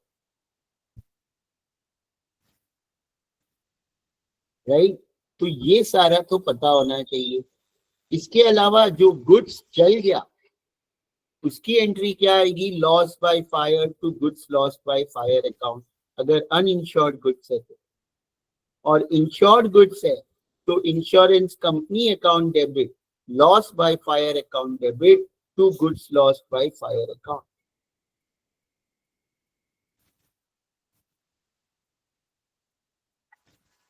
और ये तो जर्नल एंट्रीज के सारे है ही इसमें, तो तुम लोग ये लेक्चर तो सुन ही लेना।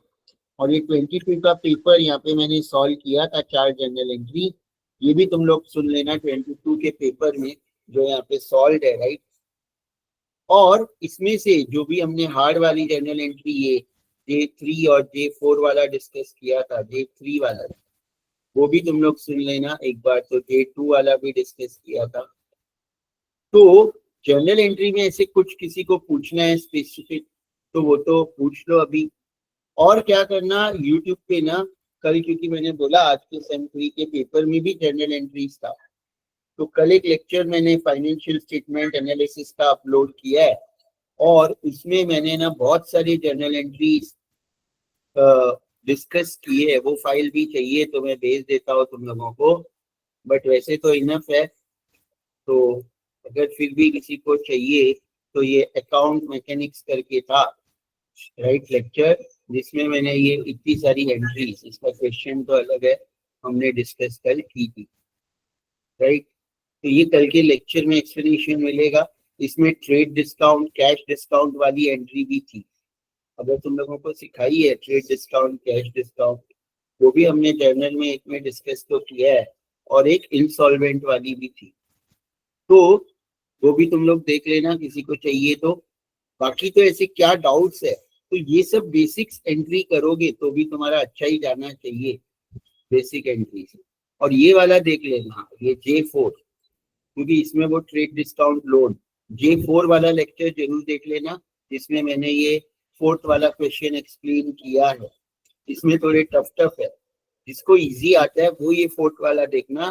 पहले तुम लोगों को फर्स्ट और सेकंड क्वेश्चन आने चाहिए, तो फिर फोर्थ वाला देखना, डायरेक्ट फोर्थ वाला मत देखना जिसको आता नहीं। तो बस इतने भी देख लोगे और पास पेपर में तो जर्नल एंट्री आया ही नहीं है 22 के अलावा, तो भी इनफ है, तो भी इनफ है। अकाउंटिंग कॉन्सेप्ट्स कन्वेंशन जरूर देख लेना। एक्रूड रेंट का जर्नल एंट्री क्या होगा? एक्रूड रेंट वही देखो, मैंने यहाँ पे बताया कि हमने 22 का पेपर एक डिस्कस किया था यहाँ पे, जिसमें आया था है ना एक्रूड रेंट। तो एक्रूड रेंट क्या होता है कि आउटस्टैंडिंग है, हमने पे नहीं किया, हमने पे नहीं किया अभी तक, तो हम क्या करेंगे? Rent account debit to accrued rent account, rent account debit to accrued rent account. Commission received in advance, पैसा मिल गया तो cash account debit to commission received in advance, cash account debit to commission received in advance account. Clear है?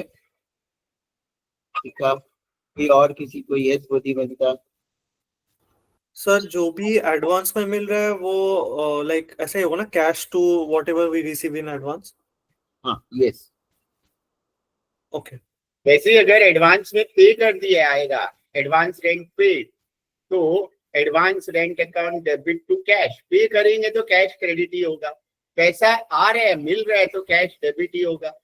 और किस चीज का मिल रहा है वो दिया है, इंटरेस्ट का मिल रहा है, एडवांस इंटरेस्ट है तो एडवांस इंटरेस्ट, इंटरेस्ट मिल रहा है तो क्रेडिट इंटरेस्ट, और सिर्फ नाम दिया है कि इससे मुझे मिला तो सिर्फ वो कैश टू वो XYZ, और पे करेंगे तो कैश बैंक क्रेडिट, और पर्पस दिया है तो पर्पस डेबिट या नाम डेबिट। तो ये सब बेसिक एंट्रीज करके जाओ।